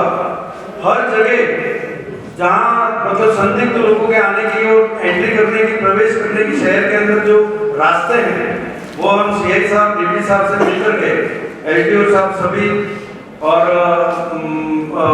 मिल करके और जो वो बताएंगे उस हिसाब से अपन हर जगह वहाँ पर जो है कैमरे लगवाएंगे, पूरा सागवाड़ा उसमें इसमें ध्यान रखा जाए। जैसे रामबाग है, राम बाल उद्यान, वहाँ पर मतलब बोतलों की इतनी भरमार कांच के टुकड़े, मतलब तो ऐसे स्थानों पे ग्लोरिया क्लब पे है, वहाँ पर भी मतलब शाम बैठते ही मतलब दारू भी आ जाते हैं। बिल्कुल सही कह रहा हूँ। मैं पार्कों की बात बता रहा हूँ, पार्कों में नहीं बैठते। मैं आपसे सभी से जो मेरे विचार में मैं बताना चाहता हूँ, प्लीज सुनिए। कॉलोनी का श्यामा प्रसाद मुखर्जी गार्डन जिसके अंदर लगभग 1.5 करोड़ रुपया खर्च होगा और बहुत बेहतरीन इंस्ट्रूमेंट और बहुत उच्च क्वालिटी के वहाँ पर सभी संसाधन खेल व्यायाम के लिए और बच्चों के खेलने के लिए लगाए गए हैं। मैं जहाँ तक सोचता हूँ कि कॉलोनी के वासिंदे और वो एरिया एक ऐसी चीज है, ऐसा एरिया है कि वहाँ 10 बजे बाद पूरी कॉलोनी के लोग या तो अपने व्यवसाय में या नौकरी पे चले जाते हैं, तो वहाँ एरिया पूरा सुनसान रहता है। और उस गार्डन को बहुत सुंदर बनाया गया था, पहले भी अच्छा बनाया गया था, इसमें कोई शक नहीं। अब उससे भी बेहतरीन अपन बना रहे हैं, अब अपन सब मिल करके तो हम ये तय करें कि उस गार्डन के खुलने का वक्त और बंद होने का वक्त, और सप्ताह में एक दिन वो बंद रहेगा मेंटेनेंस के लिए। तो सुबह 5 से 10 बजे का समय रखेंगे और शाम को भी 5 से 10 बजे का समय रखेंगे। उसके बीच में वो गार्डन पूरी तरह से बंद रहेगा। कृपया करके कोई भी पार्षद आकर के टैग नहीं लगाए कि हमारा मेरे वार्ड का है या मेरे कॉलोनी का है, जिसको तुम दोपहर में खोल दो।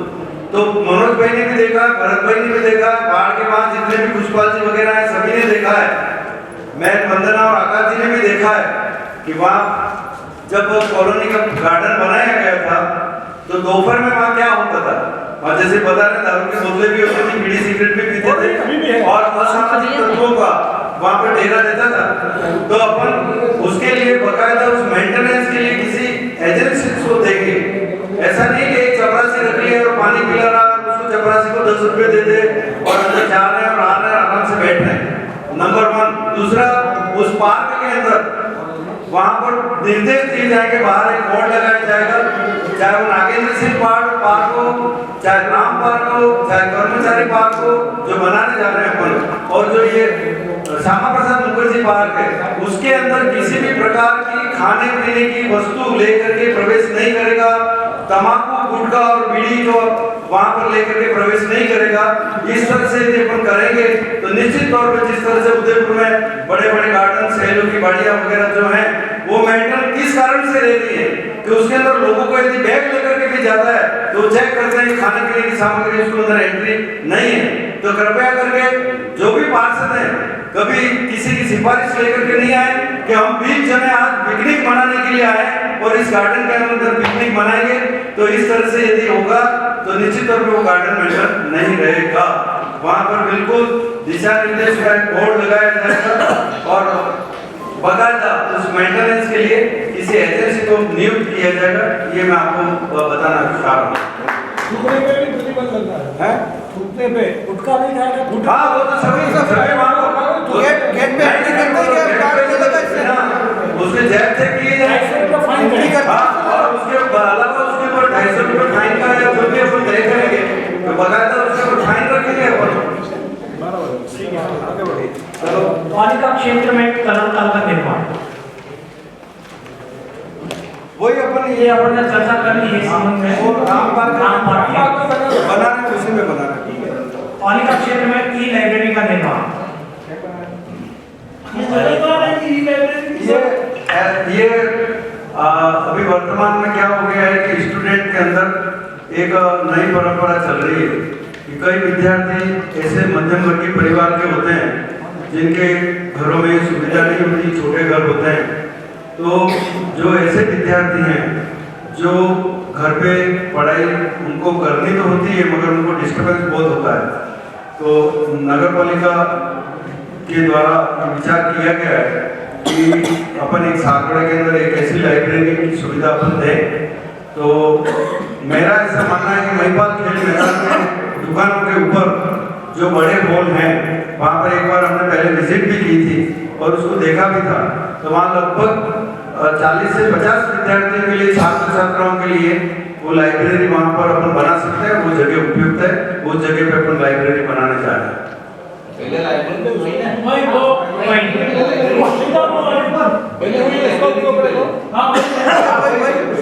वो सब वो लाइब्रेरी थी जो अखबार और जो मतलब ये जो पत्रिका वगैरह आती थी, जगह भी सही। हाँ, अब उनके लिए भी 100 रुपया वैसा शुल्क रहेगा। शुल्क इसलिए लेना पड़ेगा ताकि मेंटेनेंस के लिए। मेंटेन रहेगा। मतलब जैसे वो 1100 रुपये दे रहे हैं आज की तारीख में, जो प्राइवेट लाइब्रेरी में पढ़ने जा रहे हैं वो 1 महीने का 1100 रुपये ले रहे हैं। अपन यदि उनसे 100 रुपये ले लेंगे तो उसकी लाइब्रेरी समझेगा वो विद्यार्थी और उसको लगेगा कि मैं 100 रुपये में सुविधा प्राप्त कर रहा हूँ, तो उसकी जिम्मेदारी बनेगी उसकी साफ सफाई की वगैरह। उसमें एसी वगैरह भी लगेंगे क्या? वो हम देखेंगे बजट के हिसाब से देखेंगे। सामग्री ऐसी लगा उसके अंदर फिर हमारे कर्मचारी भी तो रहेंगे। हाँ रहेंगे। अध्ययन सामग्री रहेगी क्या उसके अंदर? अध्ययन सामग्री अपन खुद की रहेगा। वो स्टूडेंट के लिए क्या पढ़ना है उसको पता है।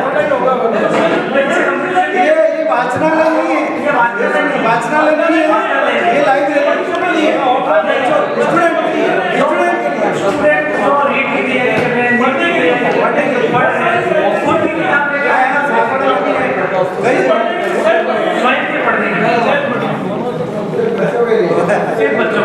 ये तो प्रमोद महाजन है भाई, ये तो होता ही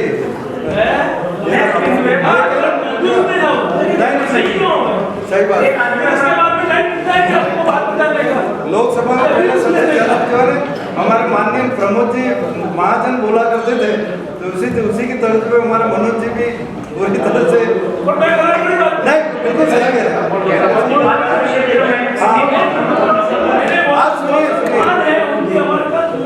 लाइब्रेरी की अनुमोदन कर रहे हैं सभी साहब, सभी विद्यार्थी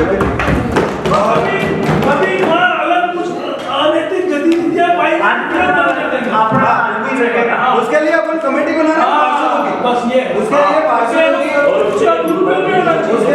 लिए कमेटी बनेगी, उसके रख रखाव और उसकी जिम्मेदारी की। पालिका क्षेत्र में स्थित मकानों पर नंबर प्लेट लगाने का कार्य, प्रत्येक घर पर नंबर प्लेट लगाए जाने का विचार है। मकान नंबर पहले सोमा भाई हमारे चेयरमैन थे, उस वक्त उन्होंने लगवाई थी। नहीं अभी भी लगवाई थी। कब लगी? आपने क्यों नहीं लगाई? अरे वो तो उनको लगानी थी, जिसको लगानी थी वो लगाए।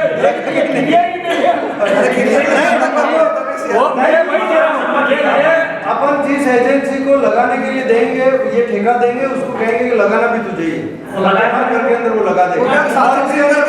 वार्ड संख्या और मकान नंबर दोनों लिखा जाएगा। सही वार्ड संख्या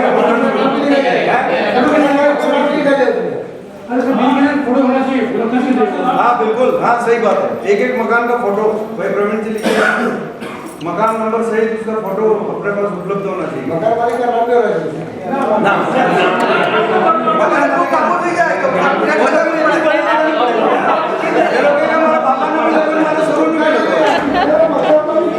वो तो फिर बिना सूखा कचरा संग्रह हेतु प्रति घर 2 कचरा पात्र उपलब्ध है। जरूरी है सर।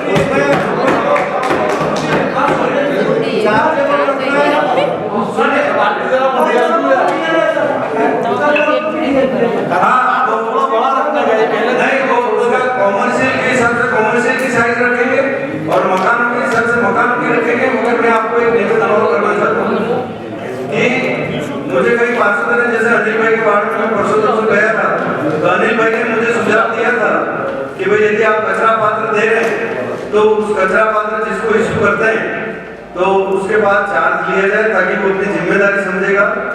तो क्या अपन को उसका कचरा पात्र का मिनिमम चार्ज ले 10 रुपए 20 रुपया उसका चार्ज लेना चाहिए। अपने लोगों को फ्री की वैल्यू नहीं है। हाँ सही बात है। इसलिए कचरा पात्र लेके मगर उसकी शुल्क अपन कितनी लेना, जो अपन को पड़ता है उससे आधी लेना है, कितनी लेना पैसा मैं निर्देश बता रहा हूँ।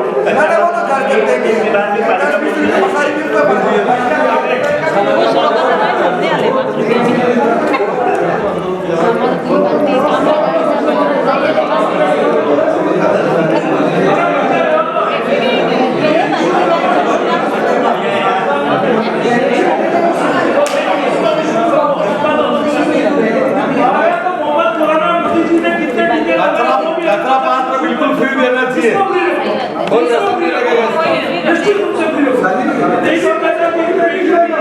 चेयरमैन साहब, कचरा पात्र नहीं करने का नगर पालिका की तरफ निःशुल्क देना पड़ेगा। लोग लेंगे एक राशन कार्ड के आधार देखो, मैं इसलिए कह रहा हूँ, मैं इसलिए कह रहा हूँ कि चार्ज लेने से एक तो जिम्मेदारी समझेगा और मिसयूज नहीं होगा।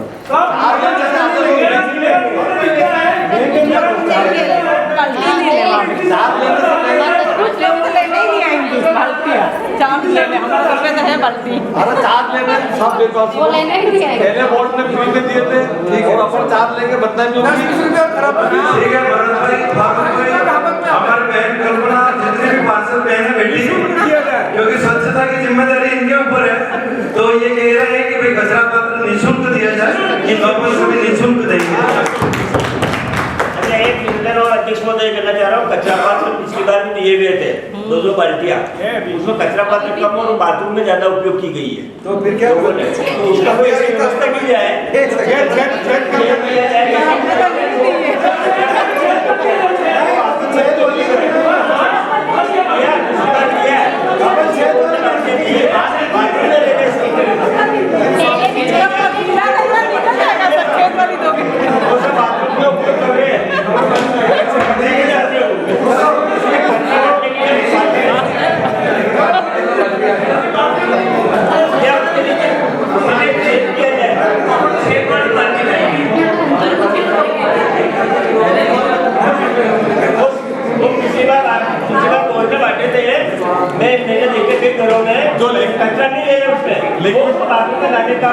लिक्विड वाली बाल्टी है ना, ऊपर से चेक करने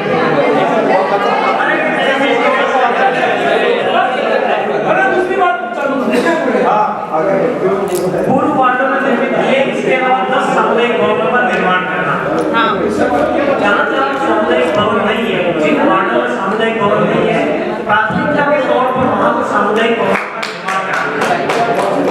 जिन वार्डों में नहीं है, सुन लेना, जिन वार्डों में सामुदायिक भवन नहीं है वहाँ के पार्षद लिख करके देंगे कि हमारे वार्ड के अंदर सामुदायिक भवन की आवश्यकता है, और वार्ड के सारे जितने भी प्रतिष्ठित व्यक्ति हैं उनको ले करके आए, सभी समाजों के 2-2 प्रतिनिधियों को ले करके आए और पार्षद साथ में आए और यहाँ पर वो ज्ञापन या आवेदन देवे कि भाई हमारे वार्ड के अंदर सामुदायिक भवन नहीं है, हमें सामुदायिक भवन दिया जाए।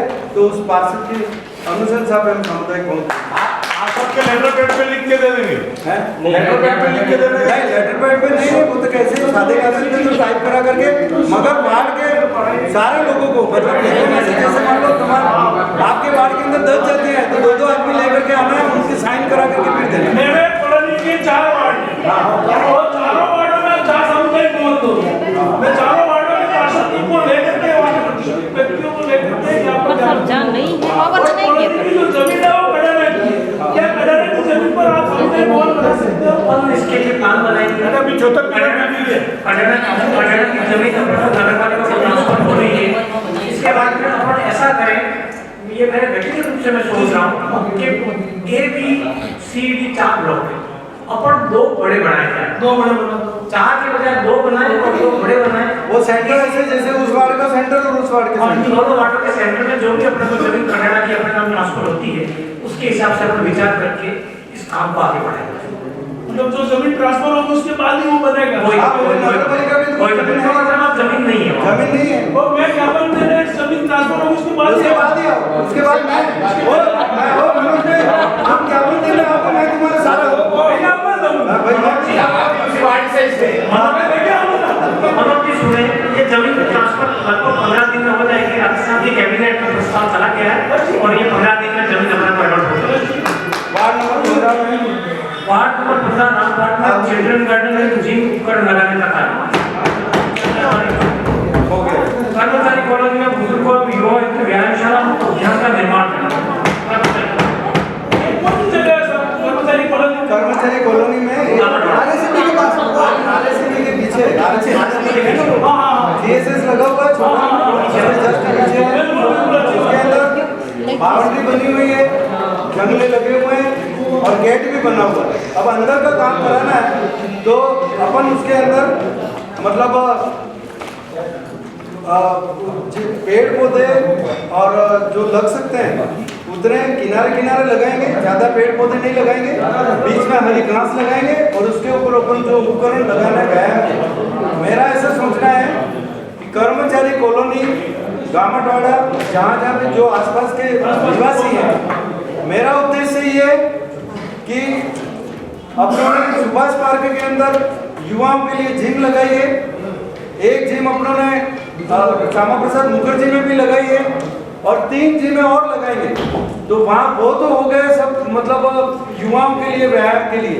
मैं ऐसे सोच रहा हूँ कि बुजुर्ग भी अपने मतलब कुछ बुजुर्ग ऐसे हैं जो व्यायाम के द्वारा भी मतलब अपनी दिनचर्या पालन करते हैं, तो वहाँ पर ऐसे ही अपन कुछ ऐसे उपकरण भी लगाएं कि जो बुजुर्गों के लिए काम लगे, क्योंकि कर्मचारियों में अधिकतर रिटायर्ड कर्मचारी भी होते हैं। तो वहाँ पर अपन भली छोटी जगह है मगर उसको बहुत अच्छे खूबसूरत तरीके से अपन उसको बनाना चाह रहे हैं। मेंटेनेंस क्या प्रॉब्लम है? मेंटेनेंस का प्रॉब्लम क्या है? उसका नहीं, उसके देखो उसका मेंटेनेंस के लिए अपन जैसे व्यायामशाला लगाएंगे, उसके सारे जो संयंत्र लगा रहे हैं उसके अंदर मेंटेनेंस तो जो संयंत्रों का है वो तो अपने गारंटी पीरियड में रहता है। कितने टाइम के लिए? तो 5 साल का करो ना, 5 साल का करो, आगे भी तो। हाँ बिल्कुल सही बात है, 5 साल का करिए, इससे आगे रिपोर्ट आगे बढ़ाना पड़ेगा। हाँ बिल्कुल, बहुत अच्छी बात है। ये बात थोड़ी सी बात ये कहना चाहता हूँ, ये जो श्यामा प्रसाद मुखर्जी के अंदर पार्क के अंदर जो पूर्व में जो बने हुए जो संसाधन पड़े हुए, जो बच्चों के खेलने की जो सामग्रियाँ थी वो भी अपनी नगर पालिका के पैसों से ही है, तो वो सामग्री पड़ी हुई है, तो वो उसका विस्तारण कैसे क्या करना है? केस चल रहा है, केस चल रहा है। मैं आपको बताना चाहता हूँ उसके अंदर एक टेक्निकली प्रॉब्लम है, नियम के अनुसार से प्रॉब्लम ये आ रही है कि उसका कोई एसएसजी में मामला चल रहा है। हम पिछले 1 साल से जब हमने श्यामा प्रसाद मुखर्जी गार्डन का वहाँ पर शिलान्यास किया था, उस दिन से लगा करके अभी तक हमने एसीजी विभाग को, एंटी करप्शन डिपार्टमेंट को लगभग 3 बार हम लेटर लेकर के सूचना दे चुके हैं कि ये जो मामला चल रहा है उसके ये जो वहाँ जो संसाधन लगे हुए हैं ये खेल के, तो उसको वहाँ से हम हटाना चाहते हैं। कई बार लेटर रहते हैं हमारे तो रहते सोमवार और कोई भी कोई समोसा मिलेंगे और तो कार्मिकों को हमने चित्तौड़ भी भेजा था मगर उनकी तरफ से कोई हमें जवाब नहीं मिल रहा अभी तक। बस आ रहे हैं, हम कर रहे हैं, आ रहे हैं, कर रहे उनके साथ अपन कोई छेड़छाड़ नहीं कर सकते, उनका यूज नहीं कर सकते। जहाँ तक बेंचे हैं तो बेंचे तो रिमूवेबल है, कहीं से कहीं तक रख सकते हैं और बेंचों को अपने उसमें गरम रिबन करा करके अपन उसको यूज कर रहे हैं बेंचों को। तो ये इसके अंदर वो प्रॉब्लम आ रही है, उस कारण से अपन उसको हटा नहीं सकते।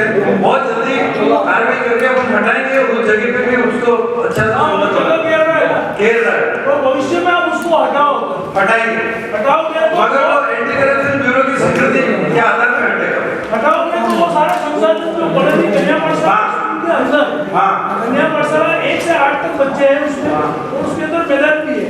तो मेरा ये सुझाव है कि भविष्य में जब भी हटाओ, महीने 2 महीने 4 महीने मुझे लगता है हट जाएगा, तो हटाओ वो सारे संसाधन वो अपन जहाँ जिन गार्डनों में जहाँ जुलूस है वहाँ पर अपन लगाएंगे, हाँ उसमें लगाएंगे।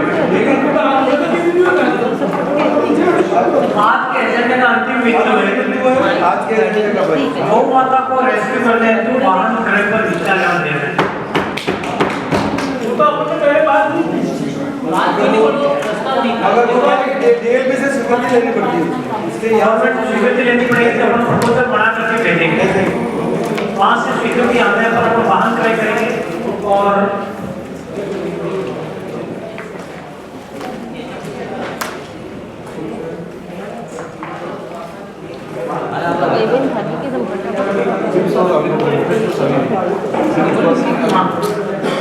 ये आज के अपने एजेंडा सूची अनुसार साधारण सभा की बैठक पूरी हो गई है। मेरा एक दूसरा निवेदन है, ये है मुख्यमंत्री चिरंजीवी बीमा योजना, कृपया सभी ध्यान दे रहे हैं। मैं तो कहना चाह रहा हूँ अरे इधर बातें मैं जो बात करने जा रहा हूँ उस बात पर आप गौर करें। मुख्यमंत्री चिरंजीवी बीमा योजना चर्चा नहीं करें आपस में, बात को सुने। मुख्यमंत्री चिरंजीवी बीमा योजना, चिरंजीवी बीमा योजना में पहले एक्सीडेंटल बीमा होता था परिवार के किसी भी सदस्य के लिए। सबसे पहले मैं ये बताऊं कि ये जो बीपीएल और एनएफएसए में जो रोग है उनको बीमा कराने की आवश्यकता नहीं है, वो स्वतः कवर्ड। जो लोग स्वतः कवर नहीं है, जिनके ग्रीन राशन कार्ड है, उन सभी से मेरा निवेदन है कि 850 रुपये में बीमा होता है। पहले 10 लाख रुपए तक की दवाई होती थी और 5 लाख रुपए का बीमा था। इस बजट घोषणा में माननीय मुख्यमंत्री द्वारा 10 लाख रुपए का बीमा किया है और 25 लाख रुपए तक जो भी परिवार की दवाई होती है वो फ्री ऑफ चार्ज कराने के लिए संपूर्ण राजस्थान और भारत के चुनिंदा हॉस्पिटल, जो बड़े बड़े हॉस्पिटल है सिलेक्टेड है, उनमें वो सभी सुविधाएं उपलब्ध है। हमारे राज्य की भारत के किसी भी नहीं, चुनिंदा सेलेक्टेड, वो आप नेट पे देखते ही पता भारत के संपूर्ण भारत, गुजरात में भी है, 2-3 है, गुजरात में 100 से ऊपर है। इसमें जैसे अपने झील और एमए मानी जाती है। मैं हॉस्पिटल का प्रचार नहीं कर रहा हूँ, मैं ये निवेदन कर रहा हूँ कि अपन गवर्नमेंट में जाएंगे तब तक तो सुविधा मिलेगी, लेकिन अपने को हॉस्पिटल में झील में भर्ती हुए, एमए मानी में भर्ती हुए, तो वहाँ पर भी अपने को 25 लाख रुपये का है। और मैं समझता हूँ 25 लाख रुपये का खर्चा बहुत बड़ा खर्चा है, और किडनी और लीवर ट्रांसप्लांट में इतना खर्चा होता हुआ इससे ज्यादा किसी में होता नहीं। लेकिन सबसे बड़ी और महत्वपूर्ण और गवर्नमेंट की महत्वाकांक्षी योजना है, जिन लोगों ने भी जैसे टाटा का लिया है, किसी और कंपनी का लिया, बीमा 20,000 रुपया प्रीमियम भरते, अब 25,000 रुपया प्रीमियम, 20,000 रुपया प्रीमियम नहीं भरे और 850 रुपया प्रीमियम भर के अपने परिवार को सुरक्षित कर ले तो बहुत अच्छी बात है। मैं आप सभी से आग्रह है कि आप, आपके मित्र, रिश्तेदार, नातेदार, जो भी लोग हैं, उन सबको इसके लिए प्रेरित करें और 850 रुपये में अपना बीमा करा करके अपने परिवार का भविष्य सुखमय। साड़ी आपको उसमें देकर अभी पहले ये तो बजट के बाद की घोषणा हुई। हाँ, बजट के पहले स्वतः कवर, स्वतः कवर, 25 लाख रुपया स्वतः कवर। मेरा एक और इसमें था कि जैसे एक पेशेंट को आज कोई एक्सीडेंट हुआ और उसका इलाज हुआ और लगभग 4-5 लाख रुपए का उसका खर्च हो गया, मान लो 4 या 5 महीने बाद पुलिस से उसका ऐसा कुछ हादसा हुआ और फिर वो एडमिट हुआ, एक परिवार में 25 लाख रुपए नहीं परिवार की नहीं बात कर रहा हूँ। जैसे मेरा आज एक्सीडेंट हुआ, मेरे को 4-5 लाख रुपये आपको नेक्स्ट चार पाँच महीने के बाद अगर दोबारा फिर एक्सीडेंट हुआ, पहले हाथ टूटा फिर पाँव टूटा, हाँ लेकिन एक केस के अंदर ऐसा है कि वहाँ पे उसको पेशेंट को ये दोनों सुविधा नहीं मिल रही। नहीं मिलेगा तो हमें अवसर क्या है गवर्नमेंट को लिखेंगे और इसका सारा नियम में संशोधन गवर्नमेंट से वो एक व्यक्ति है अभी भी उसको टीचर को पहले 4.5 लाख रुपए का उसको लग गया फटका और अभी भी वापस एक्सीडेंट। वो लिमिट 5 लाख 3 और प्रति परिवार प्रति कैंडिडेट 5 लाख रुपए नहीं, उसने घर का पैसा भरा है 4.5 लाख रुपया, 5 लाख लिमिट वो उसमें ऐसा है कि चिरंजीवी में 5 लाख रुपए एक व्यक्ति के लिए लिमिट दी है। मेरे कहने का मतलब सर इसका ऐसा है उसने 4.5 लाख रुपया चिरंजीवी योजना से नहीं अपना व्यक्तिगत उसने दिया है। उसको तो चिरंजीवी योजना से सिर्फ डॉक्टर की फीस, ऑपरेशन और बेड फीस वही नहीं लगा है।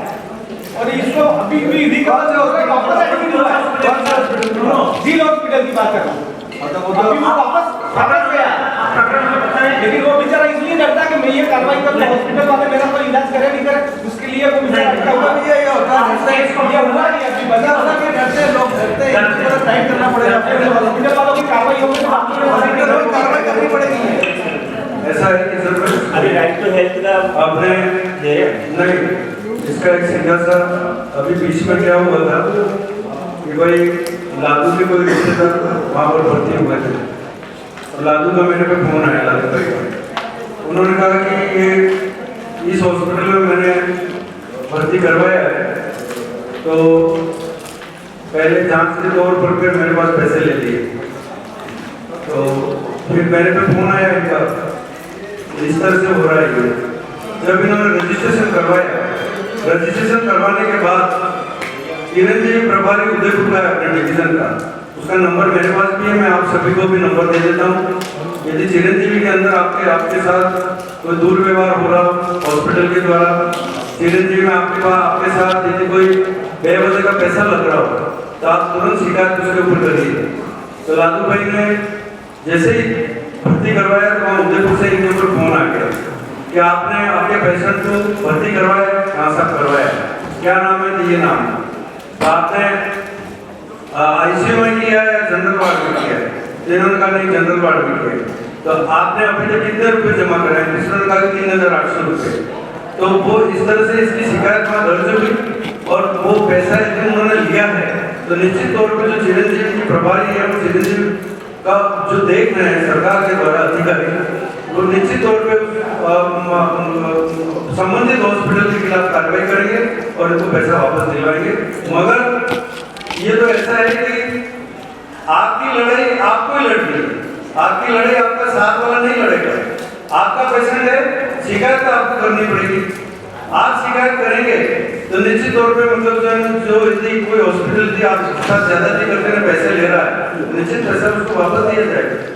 और इसके अंदर एक सिस्टम है कि पेशेंट को जैसे आप उसके अंदर कभी कभी क्या होता है, पेशेंट जैसे इमरजेंसी में है, कई बार देखा मैंने कई हॉस्पिटलों में, यहाँ सागवाड़ा में भी देखा, उदयपुर में भी देखा है। तो एक वो मेवाड़ ऑर्थोपेडिक का मामला आया था, मेरे को रिश्तेदार था मेवाड़ का, तो उन्होंने क्या किया कि भर्ती करा दिया, सब करा दिया, ऑपरेशन भी हो गया, सब हो गया। तो उनको मालूम था कि मैं चिरंजीवी में है जनार्दन कार्ड से, तो उन्होंने को कोई वहाँ बताया नहीं काउंटर पे और वहाँ पैसे दे दिए 2.5-3 लाख रुपए। फिर उन्होंने बात ध्यान में आ रहे हैं आपने चिरंजीवी नहीं करवाया था उन्होंने, तो चिरंजीवी का कार्ड उसको दिया, दूसरे का क्या तो नहीं हो सकता है। तो नियम ये है कि जैसे ही पेशेंट आप हॉस्पिटल के गेट के अंदर ले जाओ और ओपीडी में जाओ और वहाँ पर मतलब जो है जब उसका रजिस्ट्रेशन करवाओ तो रजिस्ट्रेशन के साथ ही उसको आधार कार्ड दे दो, जन आधार कार्ड, कि हमारा एक चिरंजीवी के अंदर बीमा है और आप इसको भर्ती कीजिए। तो उसी वक्त वो लिंक से जा करके आपका रजिस्ट्रेशन हो जाएगा। अगर उसके अंदर आप यदि सोचो कि अभी तो ये पेशेंट तो ये है मतलब सीरियस है, जिसको भर्ती कराओ, अंदर भेजो, जो भी लगना हो लग जाएगा, मगर थोड़ी सी बुद्धिमानी हमको घर के परिवार के दूसरे लोगों को रखनी है। और जो पेशेंट के ऊपर यदि कोई मुसीबत आ रही है, अपना बीमार हो रहा है, उसको पहले पूछ लो अपना रिश्तेदार कि भाई ये तेरे रजिस्ट्रेशन किया हुआ है, ला तेरा जन आधार कार्ड, मैं जाता हूँ और वहाँ पर रजिस्ट्रेशन में करवाता हूँ। ये सारी अपन को मतलब ध्यान रखना है। मगर एक बार फिर मैं कह देना चाहता हूँ कि जिन जिन लोगों के चाहे वो स्टार हेल्थ में बीमे किए हों जैसे मेरे खुद का स्टार हेल्थ में 22,000 का बीमा है, अभी 31 मार्च को वो बीमा खत्म हो रहा है। अब मैं मेरे खुद के परिवार का भी 851 रुपये में मैं बीमा करवाऊंगा। 851 रुपये का बीमा है, वो वैसे एक्चुअली 1700 रुपये का है। तो 851 रुपया हमको देना है और 851 रुपया सरकार दे रही है बीमा कंपनी को।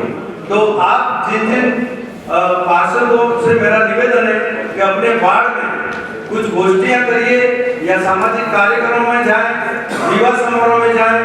अभी तो आने में ढूंढ भी आ रही है अभी होली पे, तो वहाँ भी आपको सब लोग मिलेंगे। आप उनको कहिए कि भाई आपने चाहे स्टार में करवाया हो, चाहे और निजी कंपनी में करवाया हो, आप 31 मार्च जब ये एंड है और 31 मार्च पहले आप चिरंजीवी में आप बीमा करवाइए। 10 लाख पहले सरकार ने किया था, अब 25 लाख रुपए हो गए, इसलिए कोई कम बात नहीं है। 25 लाख रुपए का इलाज मिलेगा। और जन आधार कार्ड उस घर की महिला के नाम से बनता है, जो रजिस्टर 5 जैसे आपके आधार कार्ड है आपके परिवार के, तो 5 आधार कार्ड मिला करके एक जन आधार कार्ड बनेगा, वो उस घर की पत्नी और उसके पत्नी के नाम से बनेगा, महिला के नाम से बनेगा। मगर यदि 5 सदस्य तो 5 उसके अंदर कवर हो रहे हैं। और एक बार नहीं, आप एक बार पाँव टूटा नहीं, दूसरी बार हाथ टूटा तो भी पैसा मिलने वाला है। एक बार हार्ट का ऑपरेशन हो गया, आपने एंजियोप्लास्टी करा ली, तो यदि बाईपास कराना है तो एंजियोप्लास्टी का भी पैसा मिलेगा और फिर बाईपास का भी पैसा मिलेगा। ऐसा उसके अंदर प्रावधान है। इसलिए सभी से निवेदन है कि आप इसके अंदर ज्यादा से ज्यादा इसके अंदर भाग लें और ज्यादा से ज्यादा बीमा करवाने के लिए लोगों को अपने वार्डों में जाकर प्रोत्साहित करें।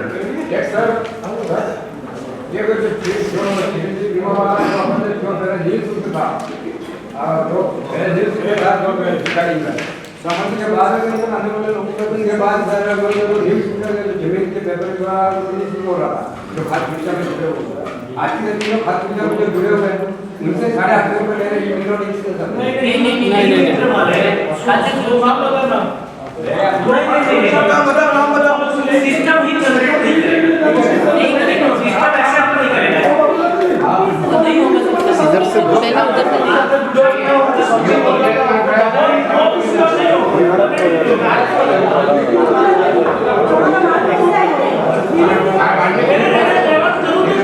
मेरे नाम आई अपनी 850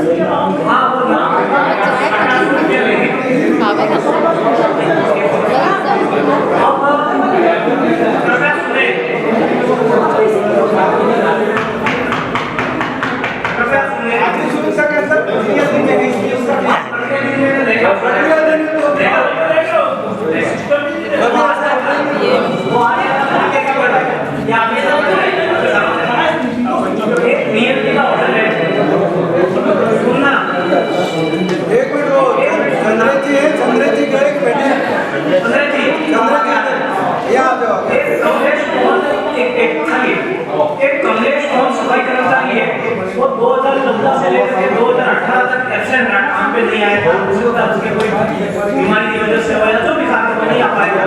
उसके बाद तो भी आ गया 4 साल का 4.5 साल का अवकाश भी कर रहा है। डीएमपी ने अपने को लिखा है कि आप साधारण सभा की किसी बैठक हो उसके प्रस्ताव में कुछ निर्णय कर सकते हैं। तो नौकरी पे 5 साल से आ रहे हैं, क्या इसको कंटिन्यूस रखा जाए? उसका समस्या वो तो अवैध नहीं होगा, उसका 4 साल तो अवैध नहीं हो जाए। जब नहीं आया उसका तनख्वाह नहीं मिलेगी।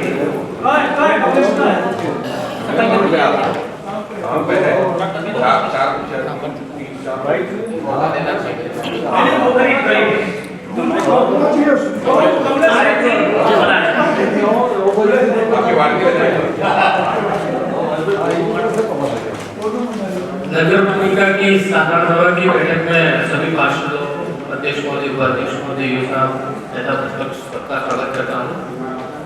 और जो आज आपने हमारी मांग को इस बैठक में पूरा किया है कि जो पत्रकार जो हमारे प्रभावित हुए थे उनको वापस उसी क्षेत्र में भूखंड देने की जो हमारी मांग थी उसको जो पूरा किया है उसके लिए मैं पूरे सदन का संघ की ओर से आभार व्यक्त करता हूँ। मैं उन लोगों का भी आभार व्यक्त करता हूँ जिस समय हमें प्लॉट दिए गए थे, माननीय सत्यनारायण जी सोनी साहब और उनका भी जो पूरा बोर्ड था, जो उन्होंने हमको प्लॉट दिए थे, उनका भी आदेश पे जो प्लॉट दिए थे उनका भी मैं आभार व्यक्त करता हूँ। और इस पूरे घटनाक्रम में जो भी, क्योंकि तब जो भी हमारे ईओ साहब हैं वो पूरा प्रकरण तो राजस्व विभाग की तरफ से देख रहे थे, और माननीय अध्यक्ष महोदय जी ने भी तब ये कहा था कि आपकी एक इंच भूमि जाने नहीं दी जाएगी, और आप जहाँ भी आप प्रभावित हो रहे हैं, जो भी लोग प्रभावित हो रहे हैं उनको वापस दिया जाएगा। इसमें हमारे नेता प्रतिपक्ष जो थे उनके पास भी हम गए थे, उन्होंने भी कहा था हमको कि भाई आपका जहाँ भी जो भी संघर्ष होगा, नगर पालिका से भी आपको जो भी सहायता चाहिए कि हम देंगे। माननीय विधायक महोदय ने भी हमको उसमें पूरा सहयोग किया। अब मैं एक बात और कहना चाह रहा हूँ कि इससे पूर्व की जो बैठकें थी उसमें भी हमने एक प्रस्ताव रखा था कि पत्रकार संघ के कार्यालय के लिए या तो हमको भूमि उपलब्ध कराई जाए, या कोई ऐसा भवन जो पुराना पड़ा हुआ है, जो अनुपयोगी है, वो हमको दिया जाए, हम उसको सुचारू करेंगे। ये कोई मांग हम नहीं कर रहे।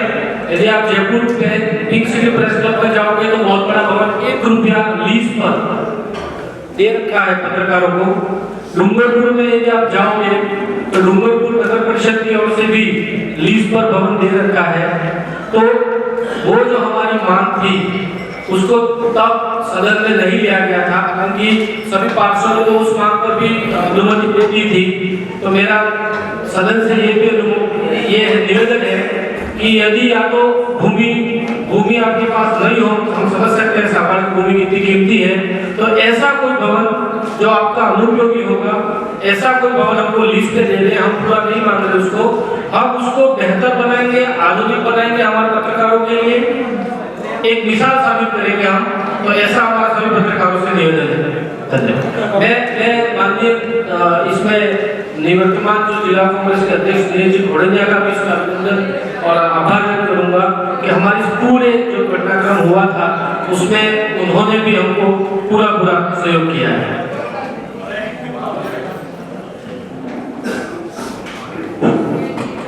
अब बोर्ड की बैठक अंतिम चरण में चल रही है, तो मैं हमारे प्रतिपक्ष नेता श्री हरि जी से निवेदन करता हूं कि सभी को धन्यवाद ज्ञापन करें। एक बात और ये 10 बार पत्रकारों को दे रहे हैं प्लॉट, उनको आवंटन करोगे तो वापस लॉटरी के माध्यम से करोगे, कैसे लॉटरी? हाँ, वो स्थान परिवर्तन वो उनके साथ बैठ कर तय करेंगे। हाँ प्लीज अभी तो बस ऐड कर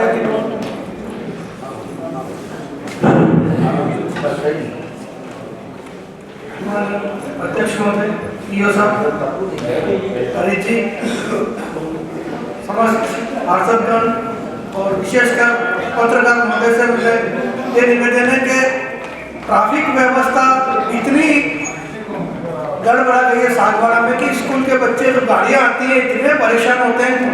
तो मेरा आप सब सारे सदन से मेरा ये निवेदन है कि अपने घर के पास कभी ऐसी प्रॉब्लम, कई बार तो ट्रैक्टर खाली करते हैं तो आधा घंटे तक वो बच्चों की गाड़ियाँ खड़ी रहती है और बच्चे इतने परेशान होते हैं।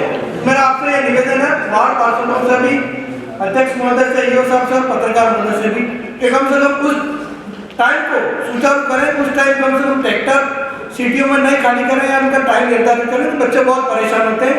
तो मेरा आपसे सबसे ये निवेदन है कि उसको सुचारू करें।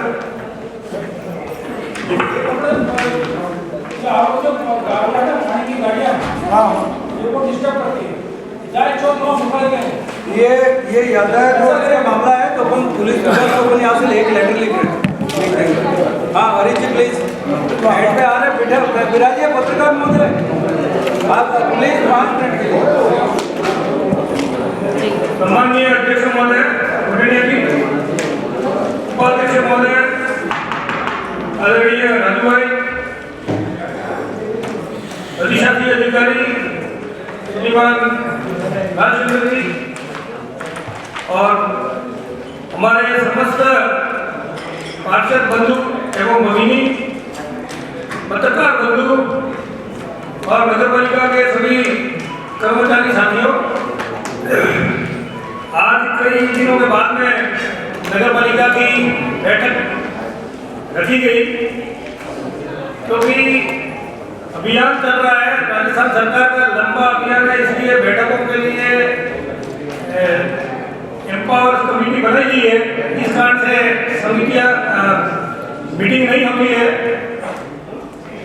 अभी हमारे अध्यक्ष महोदय ने यह मीटिंग बुला करके बहुत सारे विषय इस बजट सत्र के अंदर ही रखे हैं। बहुत सारी बातें बहुत ही जन कल्याण की हैं और जन कल्याण की बातें होने से हम सभी ने इन सभी मुद्दों के ऊपर हमारा रुख सकारात्मक ही रखा है और सारी विषय जो है लगभग सर्वसम्मति से हुए हैं। मुझे मतलब जो है वो एक बात ये कहनी है कि हमारे नगर के अंदर बहुत सारे ऐसे लो इनकम के लोग हैं, उनके बारे में भी बहुत ही न्यूनतम आय या बहुत जिनके पास मकान भी नहीं है, ऐसे लोगों के लिए हमें कोई योजना बनानी चाहिए ताकि मतलब जो है वो उन लोगों को अपन कुछ अच्छे रहने के लिए उनका अच्छा जीवन बने, ऐसी हम कामना कर सकते हैं। और उसके लिए अपन मैं सोचता हूँ हमारे अध्यक्ष महोदय भी इसके बारे में चिंतित है और आगे इस विषय में काम करेंगे और ऐसा कोई प्रस्ताव आएगा तो हम उसका समर्थन भी करेंगे। आपने हमारे निवेदन पे वार्ड नंबर 15 में जो श्री राम बाल उद्यान जो है उसके लिए जो योजना बनाई और उसको क्रियान्वित करने के लिए प्रस्ताव पारित किया, उसके लिए आपको मैं धन्यवाद देता हूँ।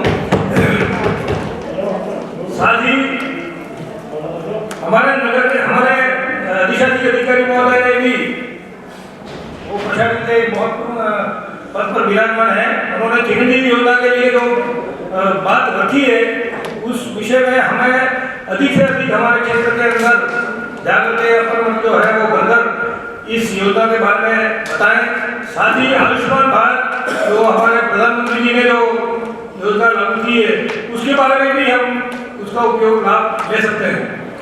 उसके अलावा जो अभी चिरंजीवी योजना में खाद्य सुरक्षा का नाम कैसे स्वतः भूल जाता है, उसमें जो मेरे पास में जो फाइल है सामाजिक सुरक्षा के लिए तो वो भी मतलब जिस प्रकार की कोई अगर किसी प्रकार की कोई अगर किसी को कोई कमी है तो हमारे पार्षद महोदय यहाँ पर आकर के चिरंजीवी योजना के बारे में कोई एक ऐसा व्यक्ति कर्मचारी जो बना है उसको नॉलेज हो वो उसको मतलब गाइड करे, ऐसा थोड़ा करेंगे तो अच्छा रहेगा।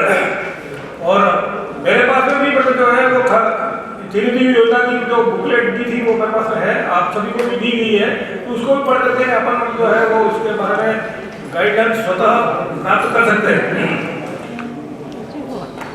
नगर पालिका का अपना जो भवन है उसके ऊपर स्टे लगा हुआ है, लेकिन उसके जो गेट के ऊपर जो है वो बहुत ही गंदा मतलब जो है वो क्षेत्र दिख रहा है। इसलिए मेरा आपसे निवेदन है उस गेट को बंद करा करके ताला लगा दो ताकि जो है वो उसमें मतलब जो है वो बहुत खराब बाहर आ रहा है। हम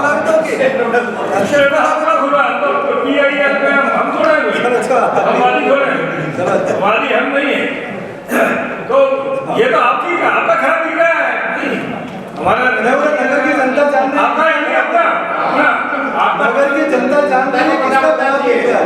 हाँ वो तो अच्छी बात है, वो ठीक है, लेकिन वो उस विषय में मैं कोई कोर्ट के अधीन मामला अपन बोल नहीं सकते।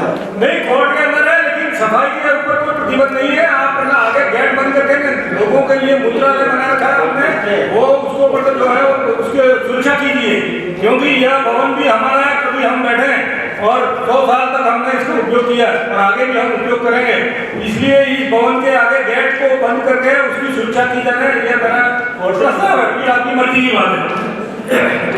और आज बहुत सारी बातें मतलब हुई है और अच्छी बातें हुई है, पत्रकार बंधुओं को भी राहत मिली है और मैं पत्रकार बंधुओं को भी यह निवेदन करना चाहता हूँ कि आप नगर पालिका की बातों में जो प्रस्ताव रखें या कोई इनके विषय रखें, उसके साथ साथ हमारे प्रतिपक्ष को भी साथ में रखने का की चेष्टा करें।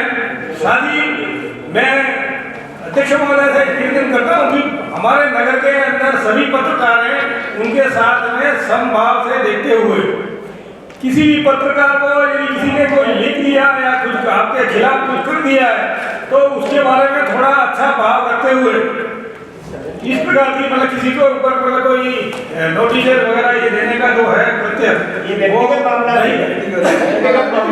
वो तो बात करेंगे वो ये इसका नहीं नहीं अगर अपन अपनी ओर से करना पड़ेगा आप मेरे से व्यक्तिगत मिलना मैं आपको जवाब हाँ ठीक है तो इस प्रकार की कोई बात नहीं व्यक्तिगत है मुझे पता नहीं है व्यक्तिगत हो तो लेकिन मतलब अगर अपने नगर पालिका की हो क्योंकि मेरा ऐसा मानना है यह नगर पालिका हमारा 41% होती है और इसके कर्मचारी और यह जो सारा सदन है वह सभी हमारा है और उसमें परिवार है और उसका हर एक का दुख हमारा दुख है। मैं ऐसा मानता हूँ कोई भी भिन्नता नहीं है, इस प्रकार का भाव हमारे अंदर है और हम किसी प्रकार का भेदभाव नहीं रखते हैं। तो आपने भी इस प्रकार का प्रतिसाद दिया है उसके लिए आपको बहुत बहुत धन्यवाद और आपसे यही अनुरोध है कि आगे भी मतलब जो है वो किसी प्रकार की जैसी उद्घाटन होते हैं या मौका मुआयना होता है उनमें हमारे प्रतिपक्ष को भी मतलब जरा बुलाने का कष्ट करें तो अच्छा रहेगा क्योंकि अभी गहलोत साहब आए और सीधे योजना का मतलब उद्घाटन शिलान्यास हुआ सभी को सूचनाएं दी गई तो हमको सूचना नहीं मिली है मैं मतलब यही कह रहा हूँ कि ये अपने व्यक्तिगत बात तो आप सभी ने इस अवसर पर उपस्थिति देकर और सभी ने एक मन से सभी प्रस्तावों को पारित किया उसके लिए बहुत बहुत धन्यवाद। ये मॉडिफाई दी करने का आप हो गए मेरे बात करेंगे ठीक है हाँ उपस्थित सभी नगर पालिका के सभी कार्मिकगण सभी पार्षदगण पत्रकार बंधुओं और विभिन्न विभागों से आए हुए सभी अधिकारी कर्मचारीगण मैं बोर्ड की मीटिंग में जो प्रस्ताव लिए सर्वसम्मति से उसके लिए सभी पार्षदों का मैं आभार और धन्यवाद ज्ञापित करता हूँ। इस अवसर पर राजस्थान के मुख्यमंत्री माननीय अशोक जी गहलोत जो संवेदनशील मुख्यमंत्री है विमल जी बनकर जो संवेदनशील मुख्यमंत्री हैं और हमेशा गरीब और असहाय व्यक्ति के लिए कई प्रकार की योजनाएं राजस्थान में लागू करने के लिए वचनबद्ध तरीके से इस सरकार में हर व्यक्ति को सुविधाएं देने के लिए तत्पर रहते हैं। वर्तमान बजट में भी उन्होंने काफी कुछ घोषणाएं की हैं और हमारी नगर पालिका को पिछले 2 वर्ष के बोर्ड में पिछले वर्ष में उन्होंने 4 करोड़ की सड़कें दी, 119 करोड़ का सीवरेज का दिया, 19 करोड़ के 4 तालाबों के भी जो कार्य होने हैं उसके टेंडर भी हो गए हैं। बहुत जल्दी 4 तालाबों का सौंदर्यीकरण बहुत जल्दी होने जा रहा है। जनजाति विभाग राजस्थान सरकार के मंत्री माननीय अर्जुन जी बामणिया को भी मैं बहुत बहुत धन्यवाद ज्ञापित करूंगा कि उन्होंने गत वर्ष के बजट में 5 करोड़ का सांस्कृतिक भवन हमें दिया। उसके लिए मैं उनका आभारी हूँ और माननीय मुख्यमंत्री अशोक जी गहलोत और शांतिलाल जी धारीवाल को धन्यवाद और आभार ज्ञापित करता हूँ कि 5 करोड़ का सांस्कृतिक भवन हमें दिया गया है और जैसे ही गणना की जमीन हमें आवंटित का प्रपत्र हमें प्राप्त हो जाएगा, स्वीकृति प्राप्त हो जाएगी तो हम निश्चित तौर पे उसके ऊपर एक सामुदायिक भवन बनाएंगे 5 करोड़ का सांस्कृतिक भवन और 20 करोड़ का मेगाबाइट टाउन हॉल भी उसी जगह पर हम बनाने जा रहे हैं। उसके लिए भी मैं मुख्यमंत्री का बहुत बहुत आभार और धन्यवाद ज्ञापित करता हूँ। जनजाति विभाग द्वारा विभिन्न वार्डों में शमशान घाट, सड़क, सामुदायिक शौचालय के 1 करोड़ की स्वीकृति जारी करने पर माननीय अशोक जी गहलोत, शांतिलाल जी धारीवाल और अर्जुन जी बामणिया और भाई दिनेश जी घोटिया कांग्रेस जिला अध्यक्ष का भी मैं आभार मानता हूँ। विभिन्न विद्यालयों में जिन भामाशाहों ने वाटर कूलर दिए हैं और इन जो छात्र छात्राएं उनको गर्मी में ठंडे पानी की जो उन्होंने सुविधाएं दी हैं उसके लिए मेरे उन भामाशाह मित्रों का भी मैं धन्यवाद ज्ञापित करूंगा कि उन्होंने 14 वाटर कूलर सागवाड़ा के विभिन्न विद्यालयों में, कोर्ट में, सब जगह लगाए हैं। उसके लिए मैं उनका धन्यवाद ज्ञापित करता हूँ।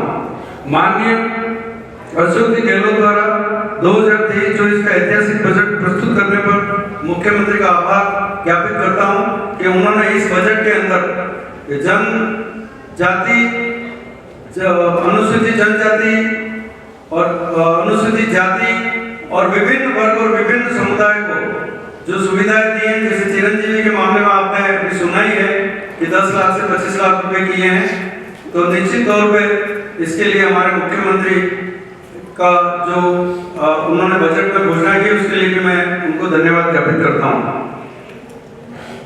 और सबसे बड़ी बात कि नगर पालिका का हमारा पहला बोर्ड बना था, 22 पार्षद यहाँ से उनको धन्यवाद ज्ञापित करने गए थे। तो राजस्थान के अंदर सबसे पहले हमारे माननीय जिलाध्यक्ष कांग्रेस जिलाध्यक्ष दिनेश जी घोटिया और उनके साथ जिला कांग्रेस के कई पदाधिकारी साथ में थे, हमारे 22 पार्षद साथ में थे और नगर कांग्रेस के कई कार्यकर्ता भी साथ में थे। और जब हमने पहली बार माननीय शांतिलाल जी धारीवाल और मुख्यमंत्री अशोक जी गहलोत को निवेदन किया था कि सर गांवों के अंदर तो शहरी रोजगार नरेगा योजना लागू की गई है, तो वहां पर लोगों को रोजगार मिल रहा है, मगर राजस्थान के अंदर कई ऐसी नगर पालिकाएं जहाँ पर मध्यम वर्गीय गरीब लोग रहते हैं, उनके रोजगार के कोई साधन नहीं है। तो कृपया करके आप एक शहरी रोजगार गारंटी योजना को पूरे राजस्थान के अंदर लागू करें।